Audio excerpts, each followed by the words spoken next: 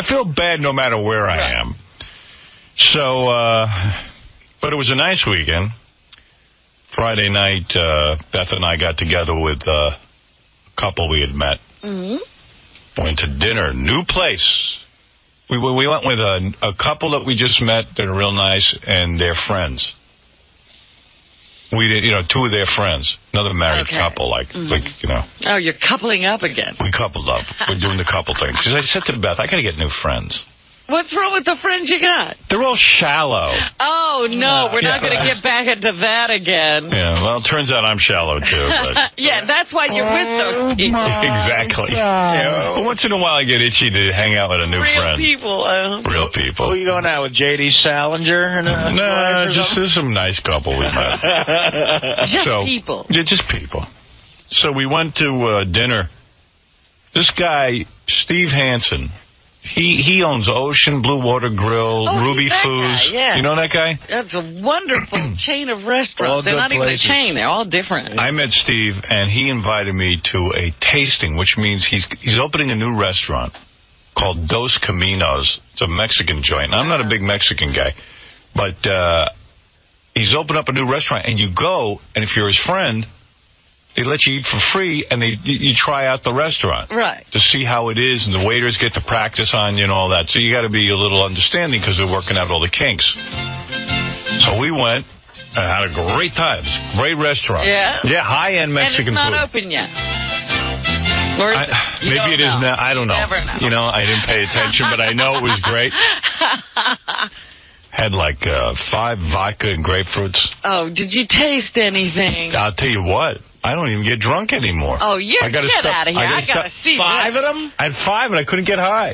They're not putting real vodka in those drinks. Yes, they are. Well, you were at a Mexican place. You should have went to the tequila. Now, he doesn't change up. I like what I have. I've seen him do a shot of tequila. Yeah, everybody was drinking margaritas. Yeah. But I stay with what I like. Right. It's not getting your lip, though.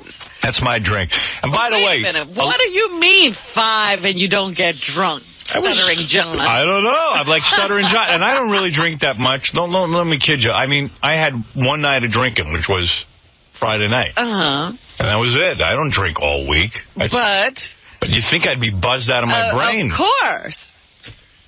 So we went out there and... I don't know, drinking, had a great time. Then we went over to another place for more drinks.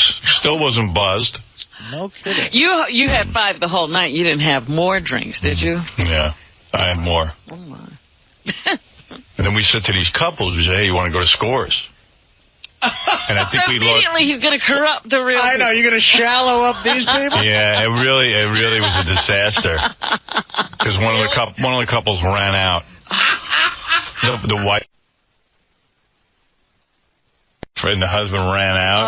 And you know what? She's sitting there through dinner going, he's not as bad as I thought he would be. We think we were doing well, but then when we went to Scores, the people we went to dinner with freaked out. We told them what was going to go on, but they thought we were crazy. Right. But we're not crazy. It couldn't possibly be that bad.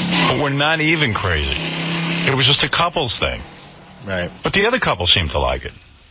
They hung out with us till about 2 in the morning. Oh, really? Yeah. Okay. So maybe they'll be our friends. Yeah, you lost the couple that introduced you to that couple. They started on a downward spiral. That couple. Going to be smoking crack. We ruined them. 2 weeks we'll have them smoking crack. At a sadomasochistic club next week. Yeah. So we got home like 2 in the morning Friday. Uh-huh. And, I wasn't drunk. Beth was. She fell asleep. Well, if she's trying to keep up with you, I'm sure she fell asleep. She fell asleep, and I was so horny from Scores, I didn't know what I was going to do. I couldn't sleep. That's the worst. So I pleasured myself. Wow, what is that, 5 times now, wait a minute. in 2 years? Right, I pleasured myself. Wait a minute, but how do you do that now? Do you do it right next to her? Well, Beth gets, like she gets jealous if I, pleasure myself. Uh-huh. So I was like, I'm going to pleasure myself, because I'm going to pleasure myself. But she was really asleep, so I said, So I was there pleasuring myself in bed next to her, and then I realized she didn't care. Like, because she was asleep. She didn't even know. She was out. Oh, yeah, She had put in a long day and was drunk, and that was it. So I'm pleasuring myself, and nothing's going on. I said, I got to leave the bed. I don't want to pleasure myself here. So I went over into my bathroom. The lights were out. I just grabbed a tissue and stood there and thought about the night's events and pleasured myself. And it was like 2 seconds I was done, which was great. It was such a nice release. Everything right in the toilet. Bing, bam, boom. And I got into bed, and I went to sleep. And dozed right off. But how's this? What? I woke up around 5. We made love 4 times. What do you mean? 4 times. What? Get out of here. What, were you in bed all day? Yep. We stayed in bed. We were in bed at 6 o'clock. We made love. 8 o'clock. And then 10:30. Yeah, it was 3 times plus plus what I did. What I did at 3 in the morning. So 4 times. I mean, huh? No, I'll tell you what, man. That's at any age, that's impressive. That's very impressive. I mean, right? I was impressed. Maybe you should drink 5 or 6 vodkas more. Then I went for a run. I ran 5 miles. Good Lord. Look at me. Right? You're out of your mind. I'm like a teenager. You're gonna just burn out any second now. Zippity-doo-dah, zippity-yay. My shriek said it was because I was hiding my emotions. Day. I was burying my emotions. Where? Inside? Like a heroin addict. My addiction, but I didn't buy that. You know. Who you cares? Didn't buy it. Why are you paying him if you don't buy what he says? There's worse addictions. I like him, that's why. It sucks when you're paying him because you like him. Then after the 4, yeah. There's worse addictions. Yeah. Then after the 4, then I had a heart attack after I ran. Let's see. Then I say, you want to, any moment now, you know, you're going to find Howard lying on the side of the road. So then Saturday night, this was funny. I work out at the gym, and there's a guy I work out with during the summer. He's a college student named Greg Peters. Okay. And he goes to... I'm going to start looking for it, though. Chauncey. Uh-oh. Hey, Howard, how's it going? Chauncey's a weird dude. Why? I tell you, Chauncey's a bit of a skunk. He is. What I do now? Talk to you about him today, as a matter of fact. So Chauncey interviewed Jason Priestley's sister. Okay? I read the interview. I don't know what's controversial about it, but evidently, what's the story? You're being sued by Jason Priestley? He's got his attorneys sending threatening letters to magazines and publicists and newspapers saying that the interview was bogus, didn't happen, she didn't say the things that were in the interview, I never spoke to her. Yeah, so I get an email that Chauncey sent to Gary saying, listen, this interview I did with Jason Priestley's sister is very big. I didn't say that. And Us Magazine and everyone is writing about, you know, how this controversy. And I'm getting calls from disc jockeys on morning shows all over the country. Like Man Queer and all of them, and they want to interview me. What should I do? Oh, you exaggerate so much. All right, I'll read you the. Chauncey, he didn't exaggerate even. I'll read you the email. It's big. Everybody wants me. Man Queer wants me. Yeah. That's it. I went. Try and do the right thing, you know. So I go. You know, here's a guy I have on every day. Man Queer ain't having him on every day. Doesn't know what to do. Now he doesn't know what to do. It's not clear to him what to do. You never know with you guys what the protocol is, what gets you in trouble, What's the protocol? I don't know if you guys care, if you don't care. You want to help other people's shows or you want to help my show? You just never know with you what's going to set you off. Here's the protocol. We're the morning show. Everyone else is our enemy. Right. What show do we want? Consider me, I don't know what you consider me. You know what I mean? I consider you a skunk. But I tell you what. What? You're our skunk. Who puts you on the air when you don't have something going on? Story. Well, I think that's a compliment. Well, of course. What is it? Whatever your name is. Howard, Chauncey instant messaging me on Sunday. Can I do his show? You know, does it matter? I'm like, Chauncey, why would you do that? You know, he's not even in Jersey. What? I don't understand. He's like, but you think Howard would be mad? I'm like, I don't know. You know. Well, I mean, yeah. I mean, Why? If you got something good, why wouldn't you bring it to me? Because if you guys know what's going on with me all the time, if you don't... No, we don't. In fact, when you sent me that email, that was the first I knew of the controversy. How do we know what's going on with you? What are you talking about? Beth emailed me and told me she knew about it. Well, Beth isn't me. Beth is Beth. I figure you guys talk. Beth emailed you? Yeah. That's disturbing. It is. We're like email pals. Email pals? She emailed you about your controversy? Yeah. How did she know about it? She saw it in Us magazine. Oh, well, she didn't tell me about it. Wait a second, Chauncey, was she responding to an email you sent her, or did she just emailed you out of the clear blue to ask you about it? She emailed me out of the clear blue to ask me about something else. I answered her, then she sent me back another email saying, by the way, I saw this in Us magazine. It's crazy. Right. So what it was, okay, big shot. Big shot. I'm a so big now shot. you want to interview with everybody else? No, I'm not doing nothing. I do the Stern Show and that's it. Okay, so tell me what the big deal is. What did you stay on hold for a few minutes. You got a few minutes? Yeah. Let me take a commercial break, then I want to hear what the big controversy is. Okay. The other thing I want to talk to him about is he's writing that book with the guy from Scores, and they just sit there and they talk about what everybody does at Scores that they've seen. Wow. Isn't that supposed to be... Well, save that for when we get back with Chauncey. Really? All I know is Scores is better than ever. When I was there Saturday night, or Friday night, oh, my God. What makes it so good? Not on. I mean, it's great. Like, even if you go there with your girlfriend, because a lot of guys are up to, I never understood that. I never understood taking your girlfriend to Scores. Until now? Until I had a girlfriend. Yeah, because it's that's kind the of way you get the Scores. I go myself, but right. I've gone a few times myself, but there's something kind of erotic about, like, your chick and the chicks all talking about that they dig each other or whatever the hell it is. It gets you going. So, but the girls look great.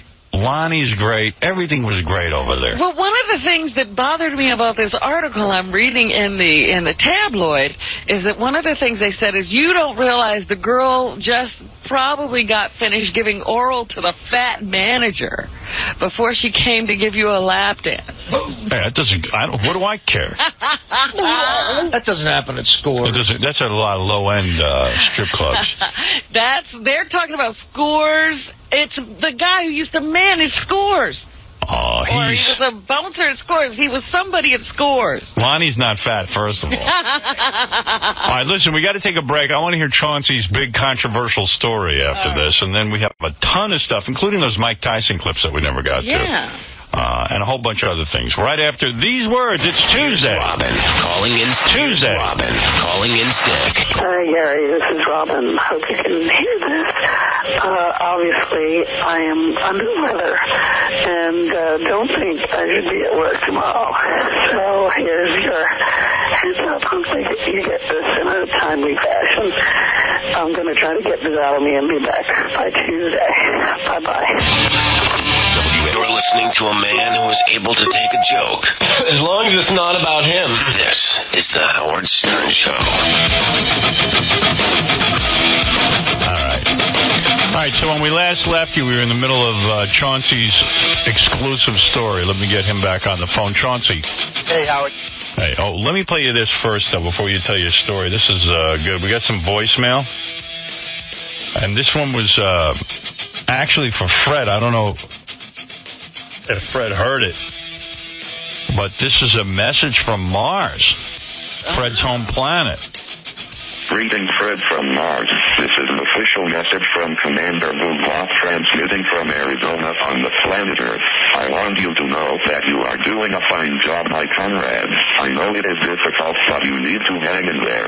And when Howard retires, our diabolical plan to take over this week's planet will be put into place. Wow, isn't that great? Fred's been working undercover all this time. Yeah. There is Fred's home planet, Mars. We intercepted that message. I think that's a phony call. You know. That's not a cleared frequency. Fred playing along with the shtick. All right. That's beautiful. I think that was Stephen Hawkins just goofing on us. All right, so Chauncey, Chauncey has been contacted by every morning show because... Two, Howard. Oh, two. Because he's in the middle of controversy. By the way, I was reading that rag Chauncey puts out, Steppin' Out, of course. It's a free newspaper out in New Jersey. And New York City now. So Doug Goodstein, the widow Goodstein, who was down volunteering at the World Trade Center disaster. Yes. He wrote a secret column. An anonymous column. An anonymous column. Why anonymous? Until now. Well, he was anonymous. It was like anonymous ramblings of a World Trade Center volunteer. Which, by the way, I mean, it was a very moving article because he did volunteer, but at the same point, it's like every article I've read. There was no new revelation in there.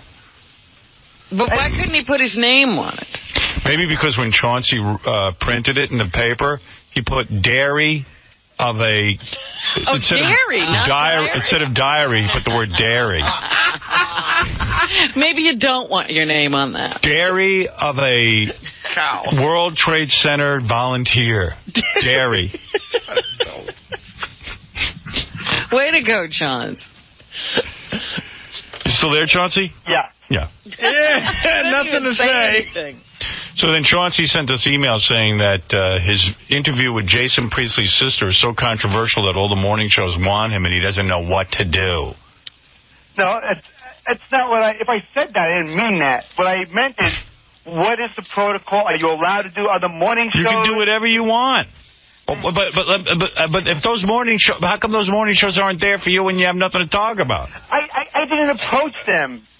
But I'm not doing them. That's what are you bothering me for? All right, let me hear the big controversy. What happened? What is going on? Let's hear. Well...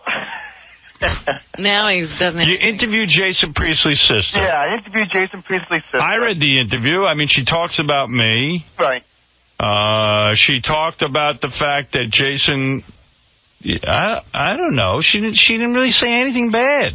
No, it was unbelievable. You know, up until that accident, nobody wanted to even interview her. It was like, you know, it was a favor. Right. Then the accident happens, and the family of Jason Priestley gets involved, and they're going to do this blockade of all the media. No one's going to get to Jason. No one's going to comment on him. They're going to protect him. Then they find out that his sister came out a day earlier, supposedly, and talked to me. Yeah. About Jason, about the family, and also about Jason's medical condition. Okay. They come out with their attorneys sending letters out to everyone, publicists, newspapers, magazines, saying the interview's bogus, it didn't happen, she never spoke to me, never said those things. How dumb are they? Because really, who even pays attention to Chauncey's stupid articles? Right. Now we know about it because they're making such a fuss. So they threatened you with legal action? Yeah. And they said that you never interviewed her? But meanwhile, you tape all those dumb interviews. Not only did I tape the interview, but I took photos of it in my home. Photos of it. I sat on the guy's bed. Why don't you sue them for libeling you and questioning your... Can't you sue them for lying about you? I think I can, but, you know, every single lawyer you talk to wants a lot of money. Mm-hmm. It costs money to sue someone today. It's not worth. But it is libelous, and it hurts. You know, in this business with publicists, you start sending letters like that out, and you're Jason Priestley's camp, it's hard to get interviews. People think that you're making things up. So it was damaging to me.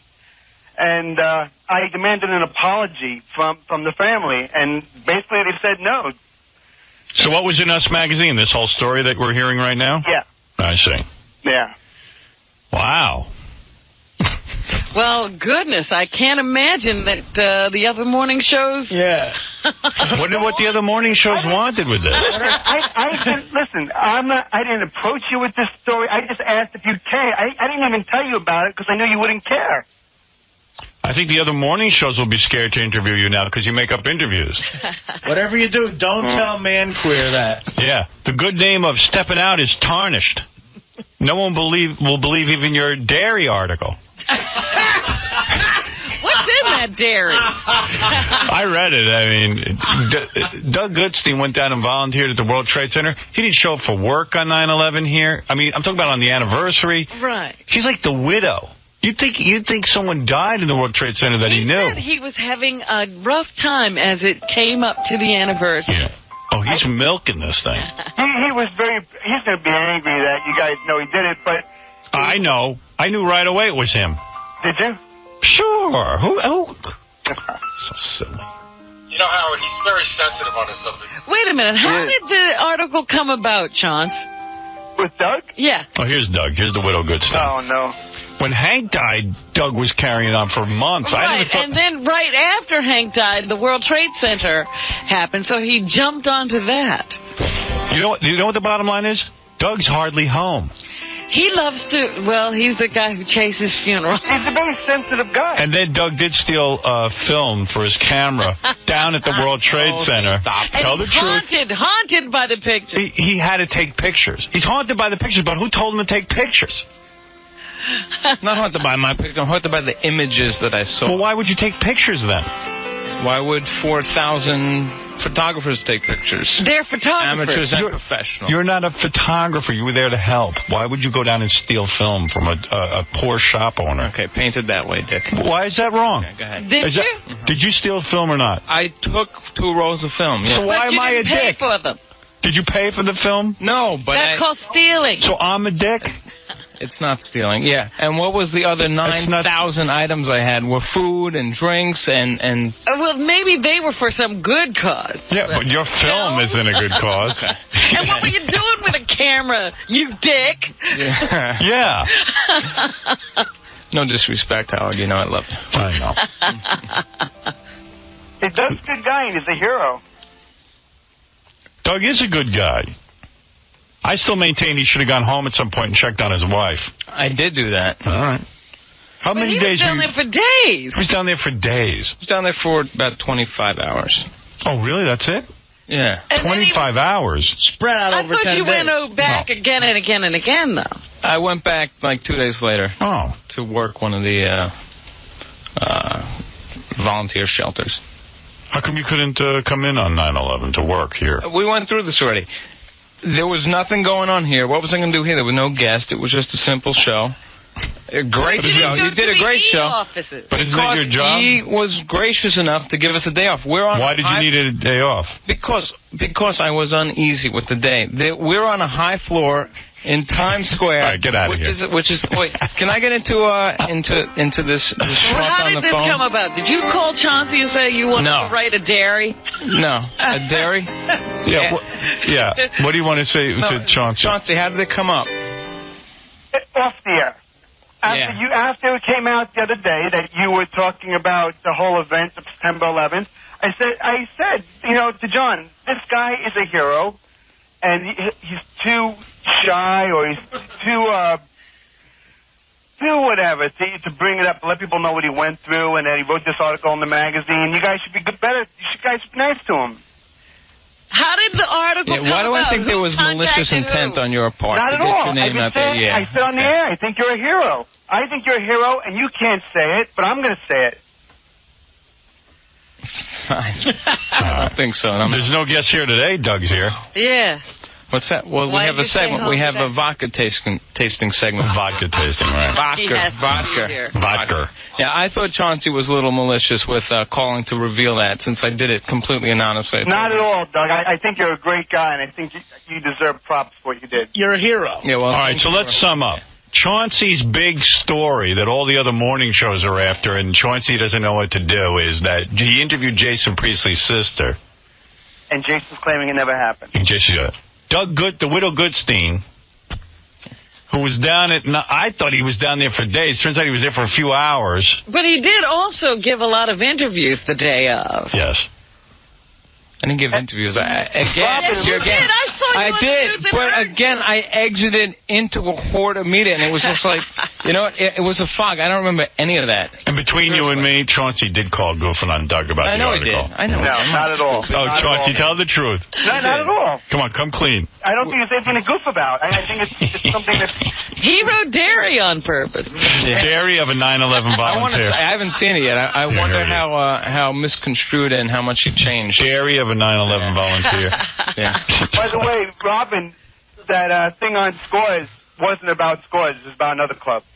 Well, it says Scores and VIP at the top of the article. The guy worked at both. He did work at both, but you were mentioning managers getting off from the dancers. That wasn't at Scores. You know who's pissed at this is Ronnie's fuming at Ronnie over there. Well, isn't it a breach to, you know, they've been very good to you at Scores. Why all of a sudden tell I haven't been to Scores in 5 years. All right. What is it, Stuttering John? I mean, Chauncey's such a liar. He called, like, he's so happy to call about Doug in this article. Was he laughing? Oh, yeah. He was like, you got to see this. Oh, come on. Chauncey, how did it come about, Chauncey?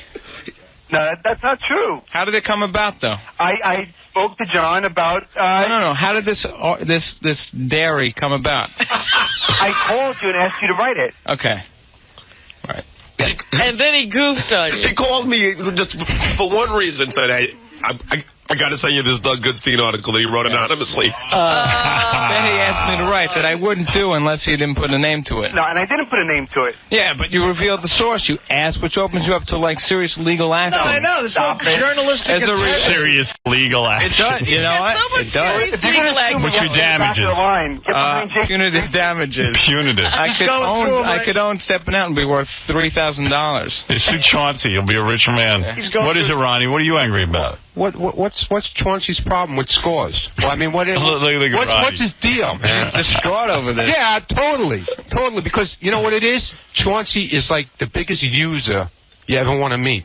Why? Because he'll do anything for a $5 bill. What are you talking about? I mean, what do you have to do with that article in the Inquirer? I'm writing a movie. With who? The guy who was the manager. The guy was a busboy, man. No, he wasn't. Yes, he was. He was a busboy for 2 years in Scores. He was the manager. No, he wasn't. Ronnie would know, Chauncey. No, he wasn't. He was the manager. And what about you, Chauncey? You used to hang out there for years and get comped there by Lonnie. Now you're stabbing him in the back. How is that? What am I saying? They're stabbing you in the back. You're bad-mouthing. You're telling them there's drugs and all kinds of crap going on there, which is not true. Girls don't do drugs at Scores. How do you know they do drugs? You stand there and watch them? I was there for 3 years. What's that? You just said I was there for 3 years. Yeah, right. So how do you know? What do you follow the girls around? How do you know they do drugs there? I did gossip column for 3 years in the club. Why are you bad-mouthing Scores? Yeah, I don't get you, man. Scores. Are you saying that that's a big secret? That strippers do drugs? Yeah, but they don't do them there. You're saying going on there and all kinds of crap like that. How do you know all this stuff? Did you see it? For 3 years. Did you see it? I saw a lot of things. What did you see, Chauncey? I saw things. Yeah, how much? You saw a guy getting oral before the dancers had to give the guy oral? Yeah, they had the fat manager? Who's the fat manager? Not at Scores. Well, how'd Scores get lumped into it then? Because other things did happen at Scores. Like what? Read the book, watch the movie. Yeah, like it'll ever be made or published. Yeah. How much did you get paid for the article? $3, $4? They gotta name so many stars in order to get anybody interested in this. The only thing that happens is Chauncey, Scores was good to you. Yeah, really. I'm not really. He's cardinal sin of a man to bad mouth Scores. Yeah, you know, the guy's got to be probably gay or something. One person talk at a time. All right, I'll talk. So many... You know, you don't crap where you eat. So many strip clubs have been closed down. There's so few left. You writing crap will just give people more fuel to throw on the fire. There's nothing bad in that Inquirer article about the club Scores. Nothing. Nothing. Really? They don't bad about Scores, that article. It's all lumped in together. It's like the same thing that happens with Howard. When something happens with a DJ... And something goes bad, the first thing you see is a picture of Howard in the paper. Right. So now you're seeing a picture of Scores in the paper, but now you're saying nothing happened there. Well, why is the name Scores in the paper? Ronnie is thrilled to see the logo. No, he's not thrilled at all, believe me. He's not thrilled with you at all. Why? Because that brings heat on Lonnie. It doesn't bring heat on Lonnie. And Scores is the best strip club on the planet. Didn't you paint it as a tell-all? That's bad. No. We're talking about... Shame on you. Shame on you, man. You broke the code with the men. You know what I'm saying? Calm down, Sean. What's wrong with you? Even if our chicks read that, there's going on, it makes it look like we're getting... No. Didn't you say stars get privileges that regular guys don't? First of all, about all that So stuff what? That's in every club, not Scores. You didn't say that, though. I didn't write... Who wrote the article? Is my name on the byline? It's all about you, though. It says it's Chauncey. Everything's Chauncey. Howard, when you give interviews, do they quote you directly? Do they ever misquote you? Hold on, Chauncey. You called me for a week straight and said, my article's coming out. And you called me that morning and said, look at my article on page 80. So it's your article. Gary, how dumb are you? I didn't say I wrote it. It's about a movie I'm writing. Gary. You have a lot of explaining to do. I don't think it's that bad. I don't even think Lonnie's upset. Oh, really? Really? Why don't you give him a call? I will call him. Yeah, why don't you stop by and say hello? Hey, why don't we get Lonnie? Why don't we get Lonnie on the phone now and let him talk to you? All right, get him on the phone. Let's find out if he's upset.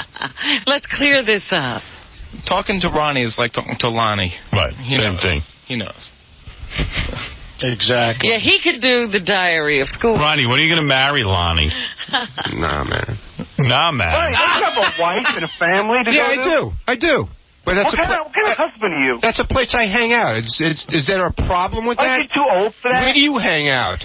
Friday night I call Ronnie. Christopher Street, where do you hang out? I call Ronnie to get into scores now. Of course. Yes, I call Ronnie at home, and Bonnie goes to me. He's the liaison. Ronnie's not here. He's at scores. No, Friday night I was home. No, Friday night you were home. Friday night I was home. A lot of times you're not. What's wrong with hanging out at scores, Chauncey? Is there something wrong with that? Yeah, I think it's sad when that's your whole life. That's not my whole life. Look who's talking. What kind of life do you have, man? Look at all the whores you're with. Strip clubs 24 hours a day. Because you're with whores. You want to compare 1099s at the end of the year? I don't do bad, Ronnie. I have a nice house, a boat. I drive a BMW Z3. Yeah, anybody can lease a car. Talking about a BMW Z3. Yeah, Z3, big deal. I drive a 2000 Corvette, big deal. You know what I call day, Lonnie? I drive a 2001 Yukon, big deal. I scratch my ass, wonder who I'm going to interview. Yeah. You got to drive people around. So what's wrong with that? You're a chauffeur. So what's wrong with that? That's pathetic. You hang out in clubs, That's you're pathetic? Why is that pathetic? You hang out in strip clubs and you're a chauffeur. That's sad. Why is that sad? Yeah. She's a chauffeur / security guy. Yeah, where is your family? Let me see what kind of family you have. Where's your wife and kids? Okay, Howard? Yeah. Lonnie's coming out now. Understand, I literally just woke Lonnie out of a sound sleep. So he's just adjusted and waking up. What line is he on? Line 3. Thank you. Lonnie? Hi. How are you, my hero? Lonnie. By the way, I had a great time at Scores Friday night. Oh, it was great to see you. You were a really gorgeous woman, Beth. Yes, thank you. Yes. Oh, we had a lot of fun. Anyway, we're talking to Chauncey. You know Chauncey Hayden? Yes. We're mad at him for writing that article that appeared in the... I didn't write it. Well, he's writing a book. You contributed, whatever you did. And we feel he doesn't represent Scores properly. Well, he certainly broke the gentleman's code. Thank you. Yeah, really. But I have a question. Can I say, before anybody says one thing, let me just say this, and then you can trash me all you want. Benedict Chauncey, go ahead. Will you stop for 1 second and let me talk? He's such a weasel, Everyone's man, filibuster. You can't get a word in. Give me 1 minute. Anything that I said that went on at Scores were things that were in my Eye on Scores gossip column that Lonnie himself approved of for 3 years. I said nothing. The oral is given to the managers? How many times have I tell you that doesn't go on at Scores? I didn't. You didn't write that. You don't make it clear in that article you're not talking about Scores. You didn't write that, man. You didn't write that at all. Anything, you jackass. That's from another writer. It's always from another writer when it comes to you, man. You think I'm a writer for the Inquirer? Howard, I have 2 questions. Go ahead. One, how many years... I mean, Chauncey has not been inside the club in years. Right.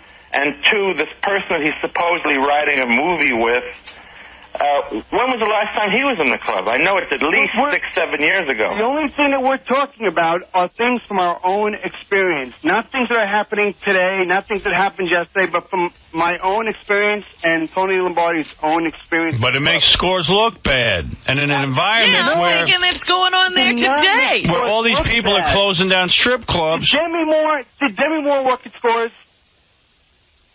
You're asking me? How do I know? Anybody. Did Demi Moore work at Scores? She practiced for a movie there. So is it a big secret? Is it bad to talk about? She didn't say anything bad. Over 5 years ago. Yeah, so it happened 5 years ago. Why is that a bad thing to say? Well, you're making Scores look bad. I'll tell you why. The way you're trying to sell your movie or book or articles, the 10 stories about celebrities, the celebrities are famous, but all the so-called dirt happened at either other clubs, and you don't differentiate between... Right, that's what I was trying to say. You don't understand. I didn't write that article. When the movie... Yeah, but you don't make it clear. If the book ever comes out, Scores will be known as the celebrity hangout. It will be known as a place where the stars went. Fredo? I mean, Chauncey? Fredo. What? What did you say? Fredo.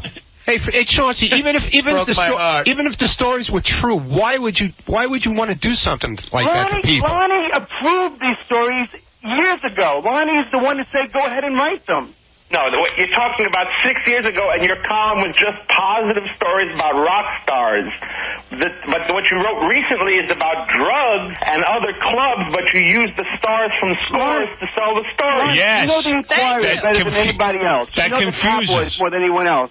You were talking about Charlie Sheen, who hasn't misbehaved in years. That's not a fun way to sell a story. The thing is that Charlie Sheen was a regular at Scores. You did wrong. In 1996. Yeah, but that's from my own experiences from the early 90s when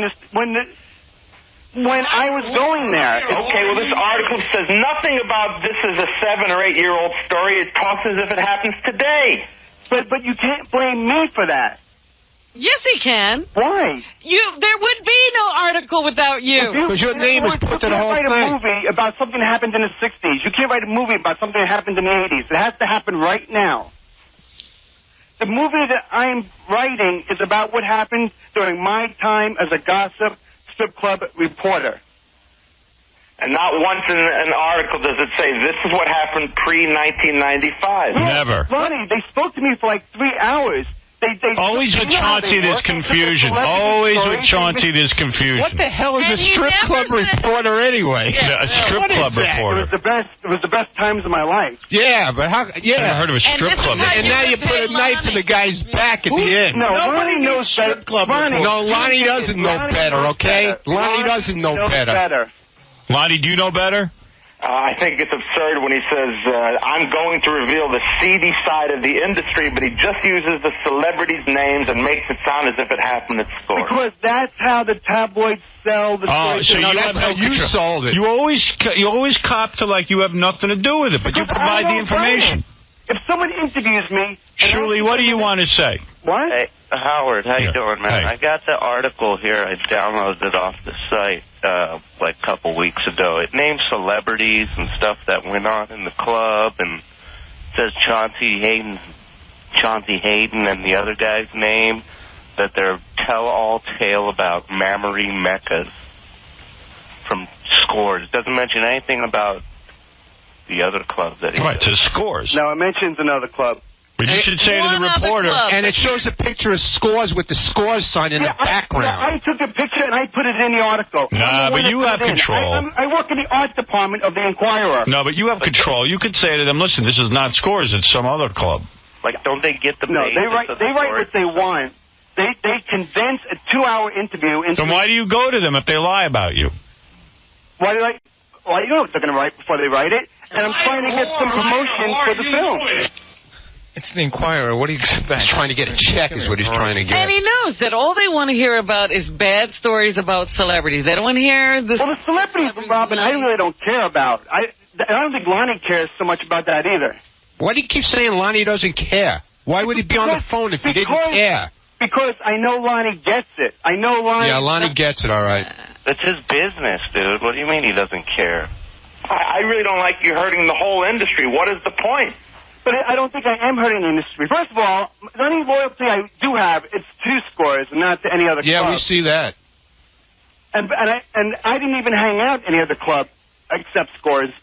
That's because you're not allowed in Scores anymore. Of the other clubs. Yes, he's not allowed in Scores? He hasn't been allowed in Scores in years. Really? No, I'm allowed in Scores. You think? Yeah, show up tonight. Hey, Lonnie, is he allowed in Scores?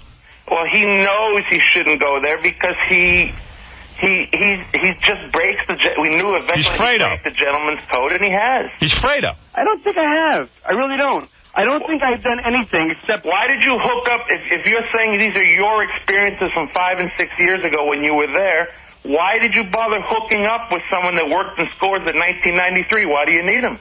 Because we need his experiences. Because Lonnie, he worked at another club up until 3 years ago. Yeah, but he didn't work at Scores since 1993. That's 9 years ago. Yeah, but we're not. But he also worked at other clubs. It's his story of other clubs. His whole experience working as a strip club manager. But every single why not write about something else? Was at Scores. All the good was at Scores, and all the bad was supposedly somewhere else, and you didn't differentiate. Right.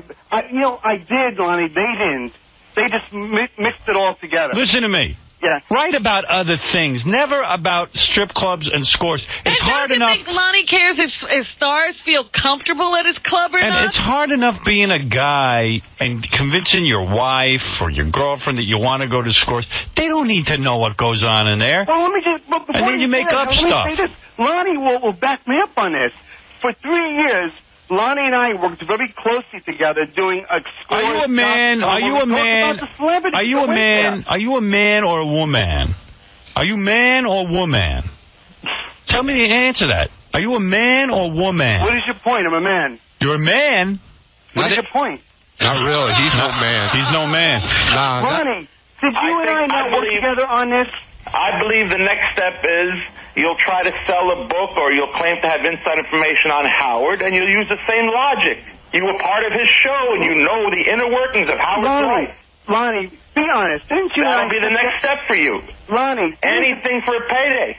Lonnie, didn't you and I work on this for 3 years doing a Scores gossip column? Well, I would never say work. You were invited into Scores. You wrote a column about all the positive celebrities that hung there. And now to sell a book, you're trying to say the industry is dirty. Yeah, you're saying that oral... And Lonnie, why didn't I get oral from the girls? The dirty side of the business. This is coming from... What? Why didn't I ever get oral from the girls if everyone else was there? When you called me the other night, you didn't ask for it. All right. All right, listen, Chauncey, you messed up. Well, Lonnie, I'm very sorry you feel that way. What can I tell you? Well, you're not allowed in Scores anymore, that's for sure. Well, I haven't been to Scores in about 5 years. Well, you're not going. And this article sounds like you were there last week. No, I didn't write it. Lonnie's mad at you. Howard, did he get paid by the Inquirer for the story? Son of a bitch! Lonnie, you get a check every week from the Inquirer. No, that's not true. I never have. Oh, you've never leaked a story to the Inquirer? Never. Lonnie? Never. Mike Walker's a friend of mine. I don't get paid, and I've never leaked the story. Oh, my God. Never. Not once in my career. Good thing it's not cloudy out. You'd be struck by lightning. Not once in my career. But you didn't answer the question. Did you get paid for this story? No, Tony Lombardi did. I didn't get paid at all. Why did you need him if he hasn't worked the Scores in years and years and years? It's because he has all the dirty stuff. It's about working behind the scenes at strip clubs, not just Scores. Well, so then how come the title is individual strip club singular? But I didn't write it. This is Scores is the most popular club. The Inquirer used it to sell the story. Mark, you're on the air. Hey, good morning, Howard. This is Mark from D.C. Yes. Hey, Chauncey's a real douchebag. You're not hip to him by now? He's burned you so many times. Well, you never say anything bad about Scores that could lead to I didn't.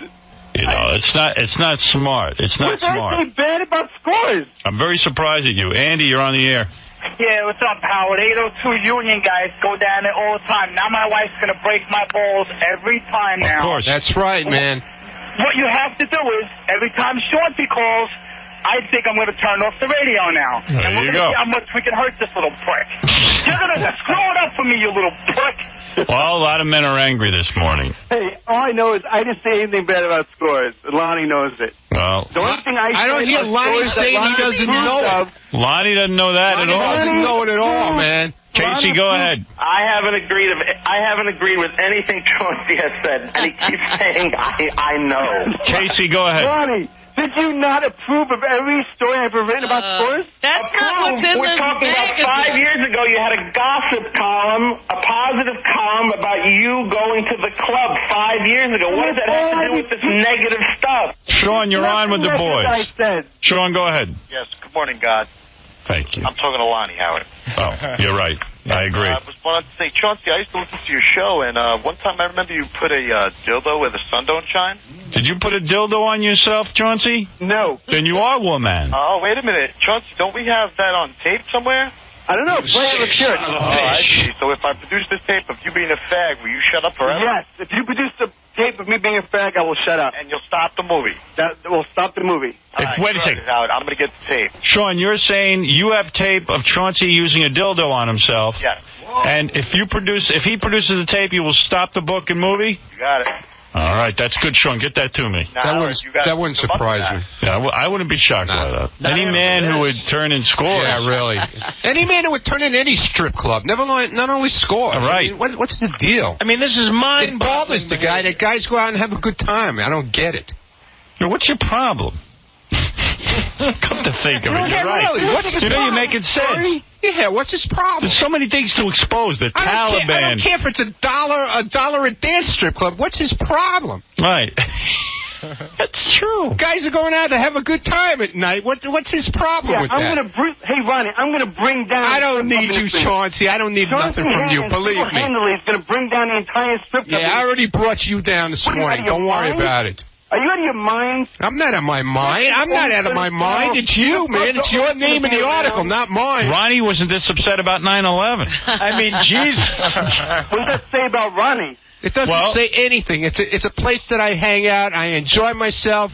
I enjoy Lonnie's company. We have nice dinners. The guys all hang out there. So what? So we get some lap dances. Big deal. Open the windows to that limousine. Nothing wrong with it, bro. Put on the AC. There's nothing wrong with it. No. There's nothing wrong with this. No, but you're there's nothing wrong with going to a strip. Nee, I'm upset because you're a moron for writing this whole thing. Yeah, I'm going to bring down the entire It's your name is connected to the whole thing, not this guy. There's more to your name, this guy, Tony Lombardi. It needs to be told. It's not going to Why stop does it need to be the sex told? club industry. What needs to be told? What is the story that needs to be told? Yeah, tell us what needs to be told. What needs to be told, Chauncey? But some girls might have done some coke at some rundown strip club? Then you've lumped scores in with it. First of all, it's about this guy's story. Tony Lombardi is an interesting story. It's about his rise What do you have to do with Tommy Lombardi? What do you have to do with him, man? Yeah, what about you? What about me? I'm helping the guy write the book. So why is your name everywhere, not his? It's mostly your name. Oh, I don't know. You tell me. They interviewed both of us. I guess you're such a popular guy that they want to have your name. Yeah. Did Lonnie confirm if this guy Lombardo, whatever, was a busboy or a manager? Tony Lombardi was never a manager at Scores. He worked there in 1993. He was the manager. What did he do? He was not a manager. He was a busboy, and for 3 months... He started as a busboy and then he was promoted to manager shortly after. He was never a manager. Chauncey, how do you know that? Did you work there? Are you management? Chauncey, what's the book called? Diary of a Scores Manager? Dairy by a fair. Lonnie, what did the guy do? Was he a busboy? He was a busboy, and for the final 4 or 5 weeks, he worked on the floor feeding people. Feeding! All right, That's so he no worked there, but this is a story that doesn't need to be told, Chauncey. I would like you to end the book and end the story. And I think he's disgruntled because we barely remembered the name. One guy who was there remembered in 93. He was let go because he has tattoos all over his neck, and he didn't look good in a tuxedo. We had to let him go. Well, I don't know Tony at all, and he might be a very nice guy. But, Chauncey, I don't know what you need to be involved in this. You really think, Howard, Find something else. I write a book about strip clubs, that's going to have anything to do Well, I know you. You're out on the phones. You're trying to promote. You're with the Inquirer, and then they lump scores in with all this, and it could hurt a lot of the strip clubs. In what way? Because it stirs things up, and then they start doing investigations. They take the book. The religious group take the book, and they say, look what's going on in these strip clubs. Strip clubs have enough problems. Guys rise and fall. All right. Thank you. Wait a second. It's enough. I don't like how it's ending. I do. It's over. I love the way it's ending. We don't like how it began.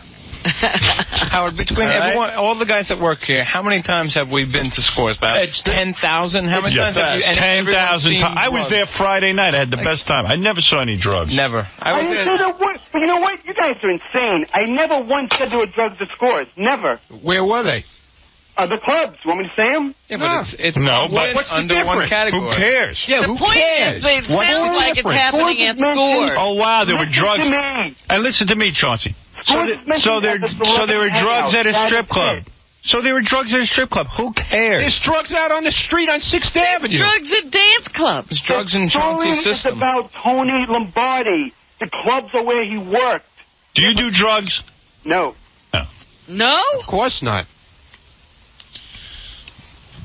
Is there drug use going on at Stepping Out? No. How do you know? Yeah. Well, you know what? Come and write. You can write. I give you permission to write a story about Stepping Out and the drug use there. Who cares if there's drugs at a strip club? You should bring all the employees. You only hope there are drugs at a strip club so the girls will be all messed up and do stuff, do you? Listen. So they won't find you so gross. Let's drug test everybody that's Stepping Out. The story is about Tony Lombardi's rise and fall as a strip club manager. Why does it say Chauncey Hayden all over the article, though? How much did you get, man? Tell the bottom line. Come on. I didn't get a dime. Come on. I didn't get a dime. How much? Yeah. How much did you get? Come on. I didn't get a dime. Yeah, okay. Promoting the book. Yeah. Promoting the book. He's got to pay the lease on that Z3.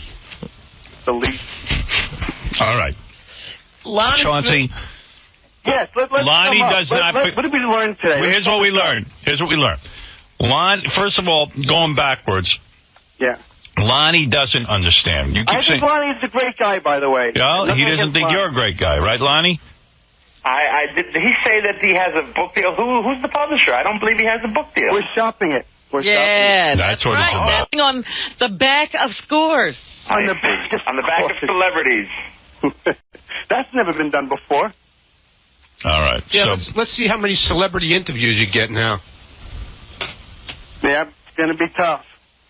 Well, Lonnie does not like what's going on, despite what you may think. Yeah, about his I apologize to Lonnie. He's always been good to me, and I consider him a friend no matter what. And stop the madness. Wow. You're a man. Can you imagine if he was an enemy? I want you to go to Scores tonight and apologize to Lonnie and rip up this book. On your knees.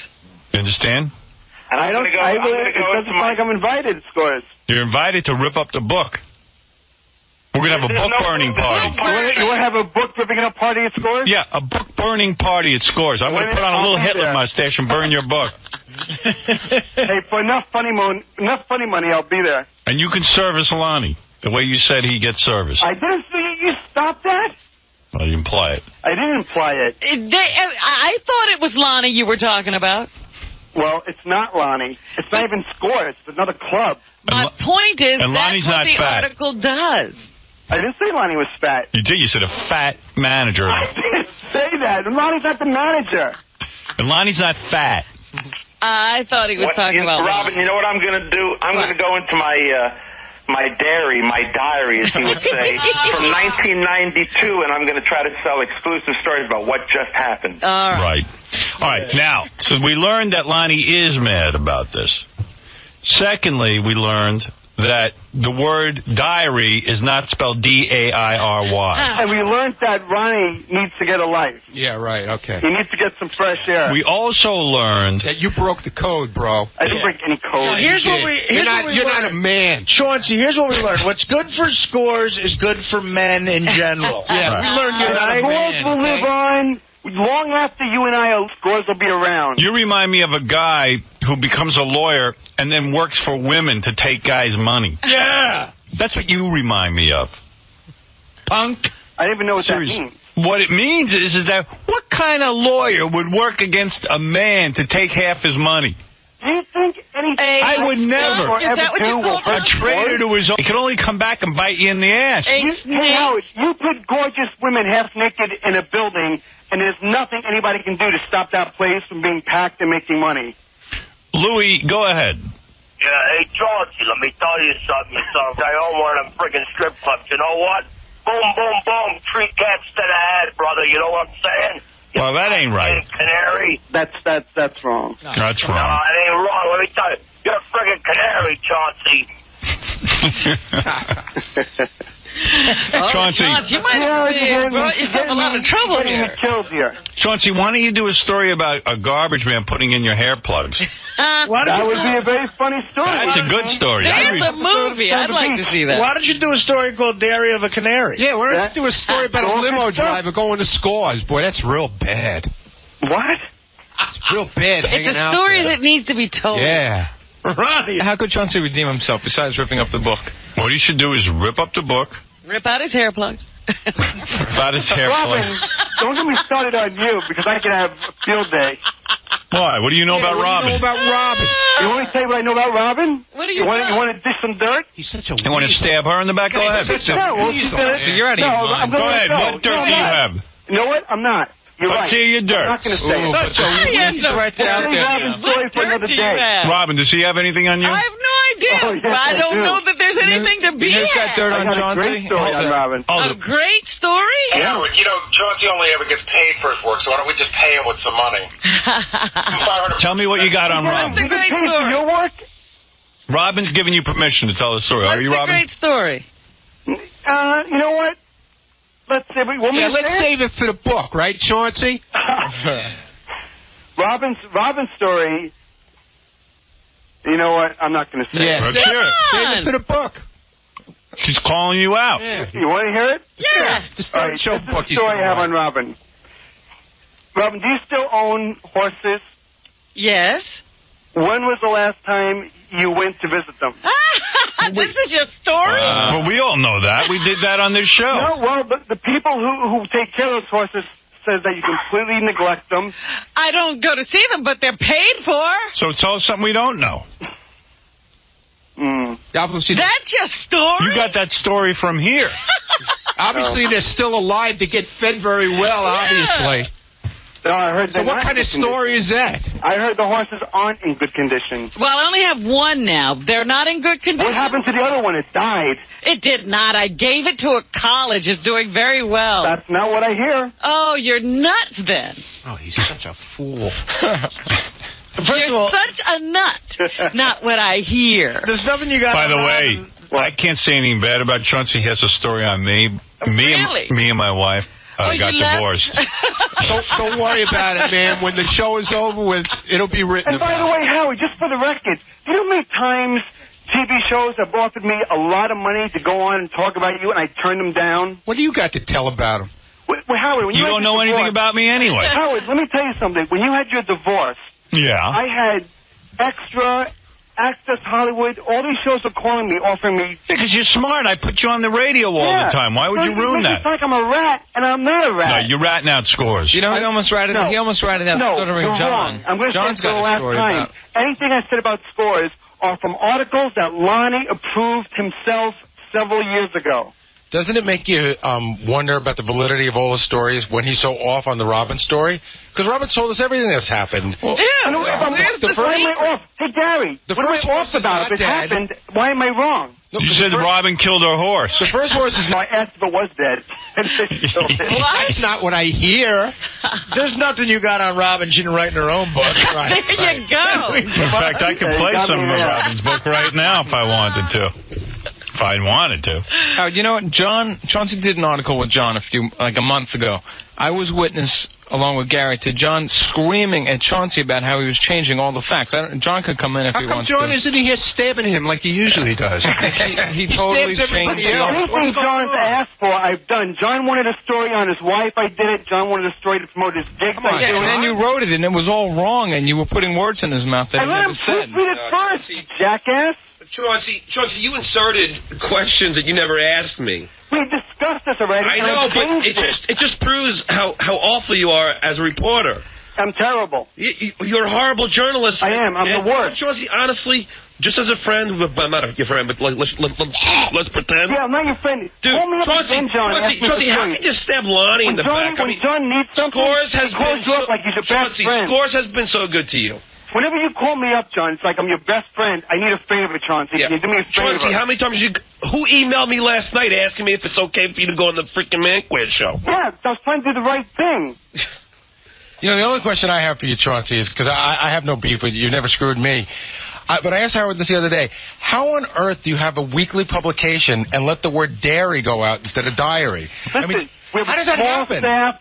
You can look at the Daily News, the New York Post. You're going to find spelling errors. I've never seen a misspelled headline. I've seen typos within an article. I've never seen a typo in a headline, ever. Well, the spell check won't pick up dairy because it's spelled correctly. It was staff. It was the best you can with a weekly mag. It's 2 inches. But how many people looked at dairy of a volunteer and let it go? I tell you what, Chauncey, I'm gonna help you out. I got some Robin stuff you can print up. Here, you ready? Yeah. Here's some more stuff. Wait. Here it is. You ready? Mm-hmm. You listen to this. I was probably beginning to think that saving what little money you could make and then going to a store to spread it around was the only way a poor black person could get any respect at all. And then I started to hear people talking about this boxer named 𝗏𝗏𝗄𝗿. Mostly it was... Write that up. And Gary, I do have something on you, and I would never say that either. Hey, Gary. Wait. What do you got on Gary? Is it as good as the story you had on me? What'd Gary do to his horse? Steal his teeth? Gary did an interview with me 10 years ago. And in the interview, he said that you wouldn't be on the air and that you'd be too old and be washed up when you were 47 years old. I know I didn't say that. Yes, I know for a fact I didn't say that. You did say it. No, I didn't. You produce a tape. Produce a tape. I'm going to produce the tape. Get the tape. I will play the tape. Gary so wouldn't say that. Gary, I so wouldn't say that.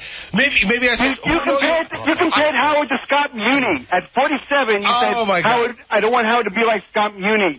Gary, I can't believe you said that. Who wants to be like Scott Muni? Gary, how could you say he didn't screw you, man? He screwed everybody here. Well, he just screwed me just now. Do you hang out in Scores? Yes, I do. Now, your wife is going to read that article. What is she going to think? She's never going to read that because it's only available in New Jersey in the supermarket. But her friends are going to hear this rap. You know what I'm saying? No, you're right. It is. What do you mean? It's available everywhere, the Inquirer. Well, that's true. It's in the Inquirer. Yeah. I mean, I don't get it. Once again, man. I only said that celebrities hang out at Scores, and there were stories on your show. Hold on a second. Chauncey, be upfront and use your head. You realize whether you're saying that you weren't responsible for it. You realize how it looks, and you are responsible for it because if you want everything to go to correctly, you would say, hey, let me see this article before it goes out so I don't look like a fool. Otherwise, you're just handing your words over to someone else to do whatever they want, which apparently you do a lot to other people. Hey, Chauncey, what's your motivation for doing this anyway? Yeah, what was the payoff? The motivation for writing a book? No, for the Inquirer article. To promote the book.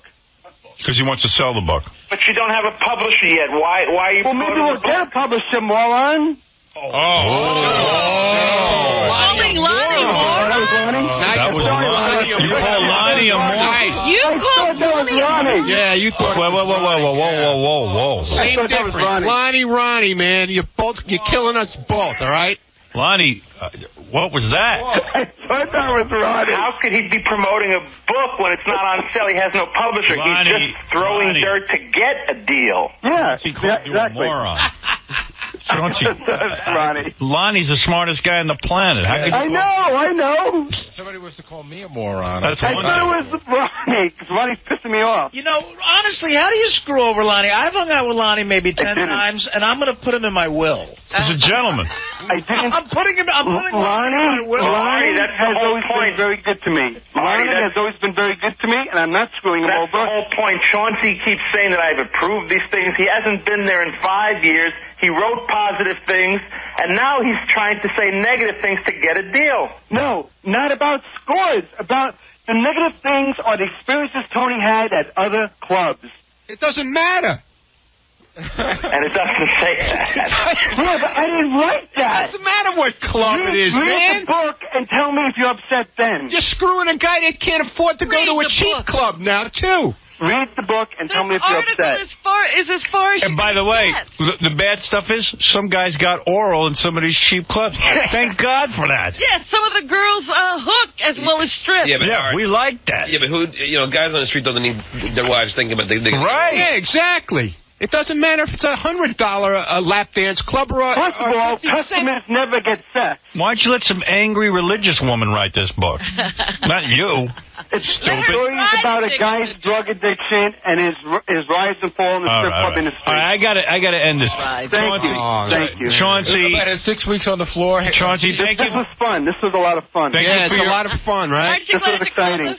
But listen, better we nip this in the bud now than you write the book and everyone be mad at you. Yeah, I can't wait till my wife can see it. This is the proof what a scumbag Chauncey is. Like, he called me about Goodstein writing that column. Goodstein, he promised Doug that he would never say that it was that it was written by Doug. I never said on the air. He couldn't wait to call me and say, "Listen, John, this you called me begging me to fax it to you. Yeah, I know. In the morning. My job, After you called. How did John know about it in the first place? Because I thought it was because I was proud of Doug. Wait, let's show the answer. How did you know? How did John find out Doug wrote that anonymous article? I told John. Yeah. Why would you tell John? Because when Doug was talking about it the other day on the air, I was coming to Doug's defense saying I thought it was a great thing that he did and that you should read his article off the air. Call me like this. Yeah, John, you got to get a load of this one, all right? You didn't hear from me, but Doug actually wrote an article about 9/11. I can't believe that you faxed it still with the word dairy in it. I'm sorry I'm so hung up on that. I would have changed it when I faxed it. I can't wait to read it. I bet it's all changed. All right, Baba Booey. Low blow, Gary. All right, moron. Yeah, Baba Booey and the moron are going to hang out together and smack you around. Uh-oh, do I smell a fight? Yeah. Yeah, well, I'm going to fight. I'm going to fight. There's a good fight. Chauncey. Who am I going to fight? I'll fight anyone. Chauncey, you can't fight. You fight anyone? I can't fight. Chauncey wouldn't even get into his I don't underwear. fight, Gary. I would kill you. I would bite your neck until you bled to death. Please. Eddie, you're on the air. You just give me with your big tech. Yeah, Howard. Yeah. Yeah, I went to a strip club with my girl. Finally, after I've been dating her for 5 years. She's very jealous, very, possessive. I finally get her to have a couple of drinks, and I convince her to go. We go. We have a good time. This guy's a moron. He just completely, trust me when I tell you, even my girl listens to you, all right? She's listening to it now, calling me left and right. See, I told you that kind of stuff goes on, and that you're never going to go again. He ruined it. He ruined it for you. Why do you guys give him so much importance that, he should be banished from the face of the earth? All right. Thank you, Eddie. Well, obviously. This really has been fun. It has been fun. All men are going to shun you. Chauncey, thank you for your world exclusive about Jason Priestley's sister. You're certainly welcome. And the exclusive on me. Yeah. And on Robin. And a dead horse. And keep it all coming. That's Chauncey Hayden. Step It Out is the name of the magazine. Thank you, Chauncey. Thank you so much, everyone. And Lonnie, let me say something. You're not a moron, Lonnie. You are not a moron. No. You are a great man. I had a great time at Scores the other night. Fantastic. And I think the best revenge is we should have a wild, crazy party and invite everybody except for that fella. Right. Actually, it's funny. Every time I'm in there, Lonnie says to me, when are we having another party? Are we doing the 𝗻𝗎𝗄𝗿𝗍 Scores party? Yes, we are. I thought we were going to do the Artie Bachelor party. Do the Artie Bachelor party. Artie's got to get engaged. He's engaged, believe me.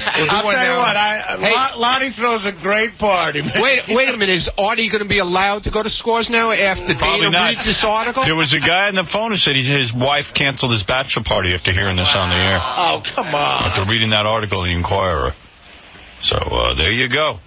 There you go. All right, Lonnie, thank you. Thank you, Howard. All right, Lonnie, most brilliant man. most brilliant. We have to take a break. We have so much to get to. I have things to do after these words. Get a nigga. Get a nigga, get a table. Take it up, take it up. Woo! Take that time. Get a nigga, get a take it up, take it up. Woo! Take that time. Well, all hell broke loose Friday when Jay Leno welcomed radio's shock jock Howard Stern to The Tonight Show in what most certainly will become a history-making performance. Before Stern's appearance on the show, Jay specifically said no jokes about the big guy. No Johnny Carson jokes whatsoever. Mr. Stern honored Jay's request, but Johnny's former sidekicks were fair game, as it turns out. It was a bad Johnny Carson, in case you're wondering. It seems Stern was a little bit peeved at Ed and Doc's recent appearance on the Arsenio Hall show. Take a look at this. The amazing thing to me is that here you are, a nice guy. I've never heard you say a bad word about anybody. I never say anything bad about The guy is a gentleman. So I tune on this Arsenio, and right away, I'm not talking about Johnny now. I'm talking about Ed and Doc, two of the biggest loads on 2 feet. Ed and Doc. Let me tell you about this. Jay, you don't have to say anything.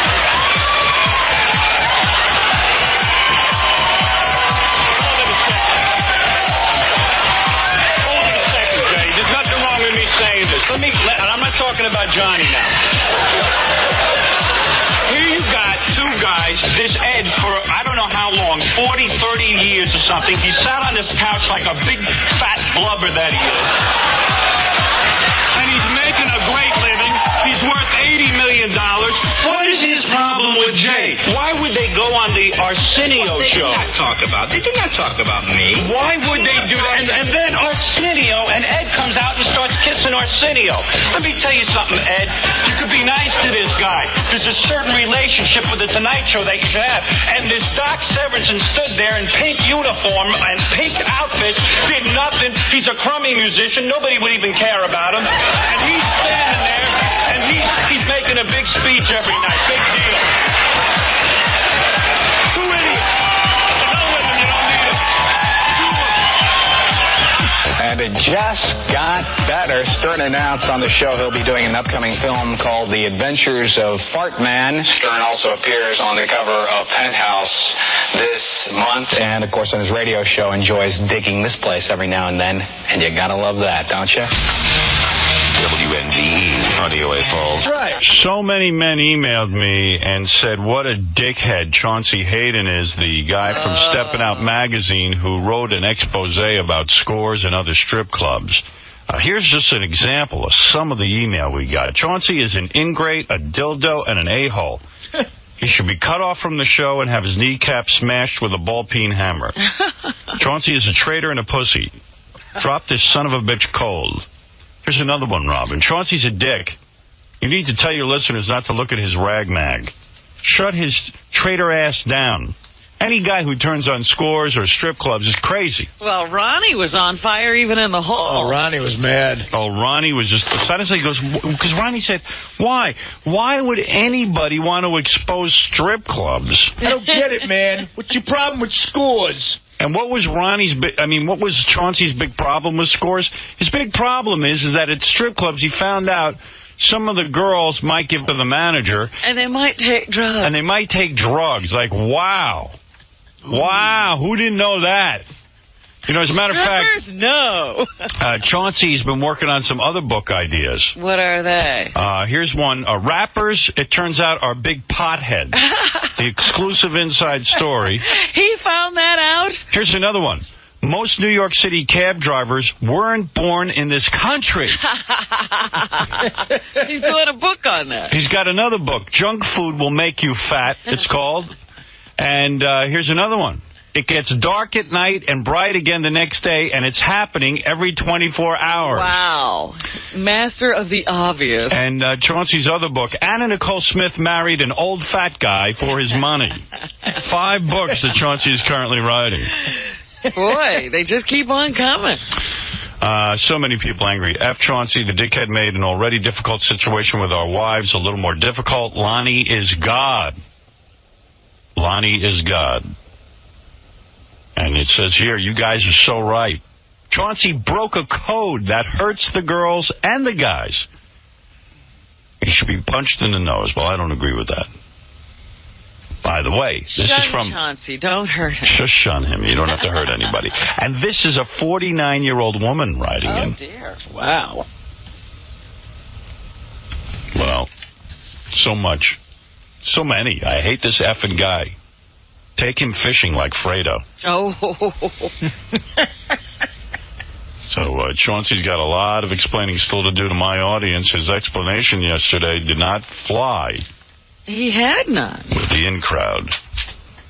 He had no explanation. Who cares, though? Because later on in this show, not only will Summer Altice be giving us a fashion show while she talks about dirty escapades, but we'll be playing a brand new game. Look for big nothing. Not one laugh on that. Yeah, you got to question why Fred's leader is calling from Arizona and the connection's so bad. Weird area. On the planet Earth. Jeff Currow, the drunk. Go ahead, you're on the air. Hey. How you doing, Jeff? Good, how's it going? Hey, Artie. Hey, Jeff. I just wanted to say Chauncey Hayden is a jerk. Yeah. That ain't right, dude. Right. You know, I've never been to a strip club. Hard to believe. You would think you would live at a strip club. I know, but I've never been to one. Why not? I don't know. I've never been to one. There's not even anybody to tell you not to go. I know. Friday night. Well, I don't have no money, you know. Oh, money will keep you. Money will keep you out of there. It's not fun if you don't have any money. Yeah, you do have to have some money to go to Scores. No question about it. Because then you'll really know what the girls think about you. Yeah. Yeah, right. Yeah. Well, Friday night I was over at Scores with my girlfriend. We took another couple. We took two couples. That's what I thought. It turned into one. Well, yeah. The couple that that we're friendly with, they ran out of there. But Where'd you meet this couple? They're friends of ours that we met. And I don't want to. I mean, just in a sort of social way. Yeah. Hanging out. Met them. Really nice people.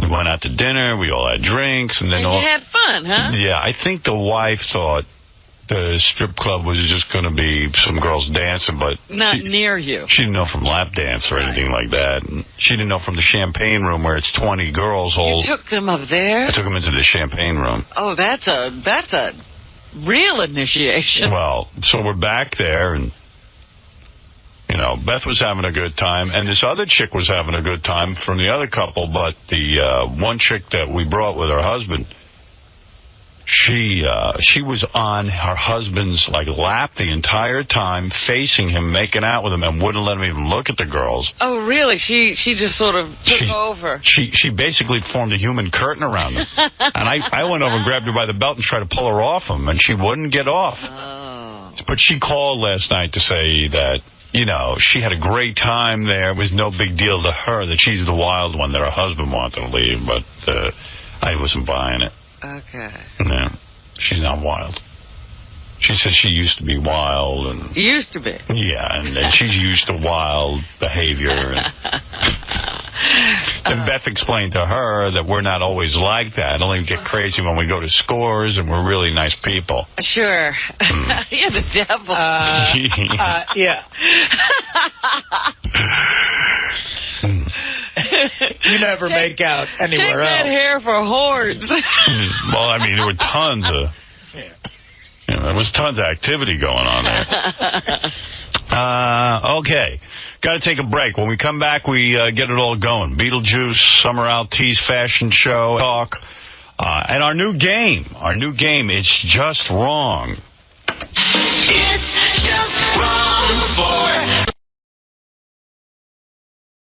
First want to serve my nation. I'm like, okay, baby. Wow. Doesn't this blow your mind in the sense that you were the type of mother, from what I could understand, that was up this kid's ass? I mean, he couldn't make a move without you.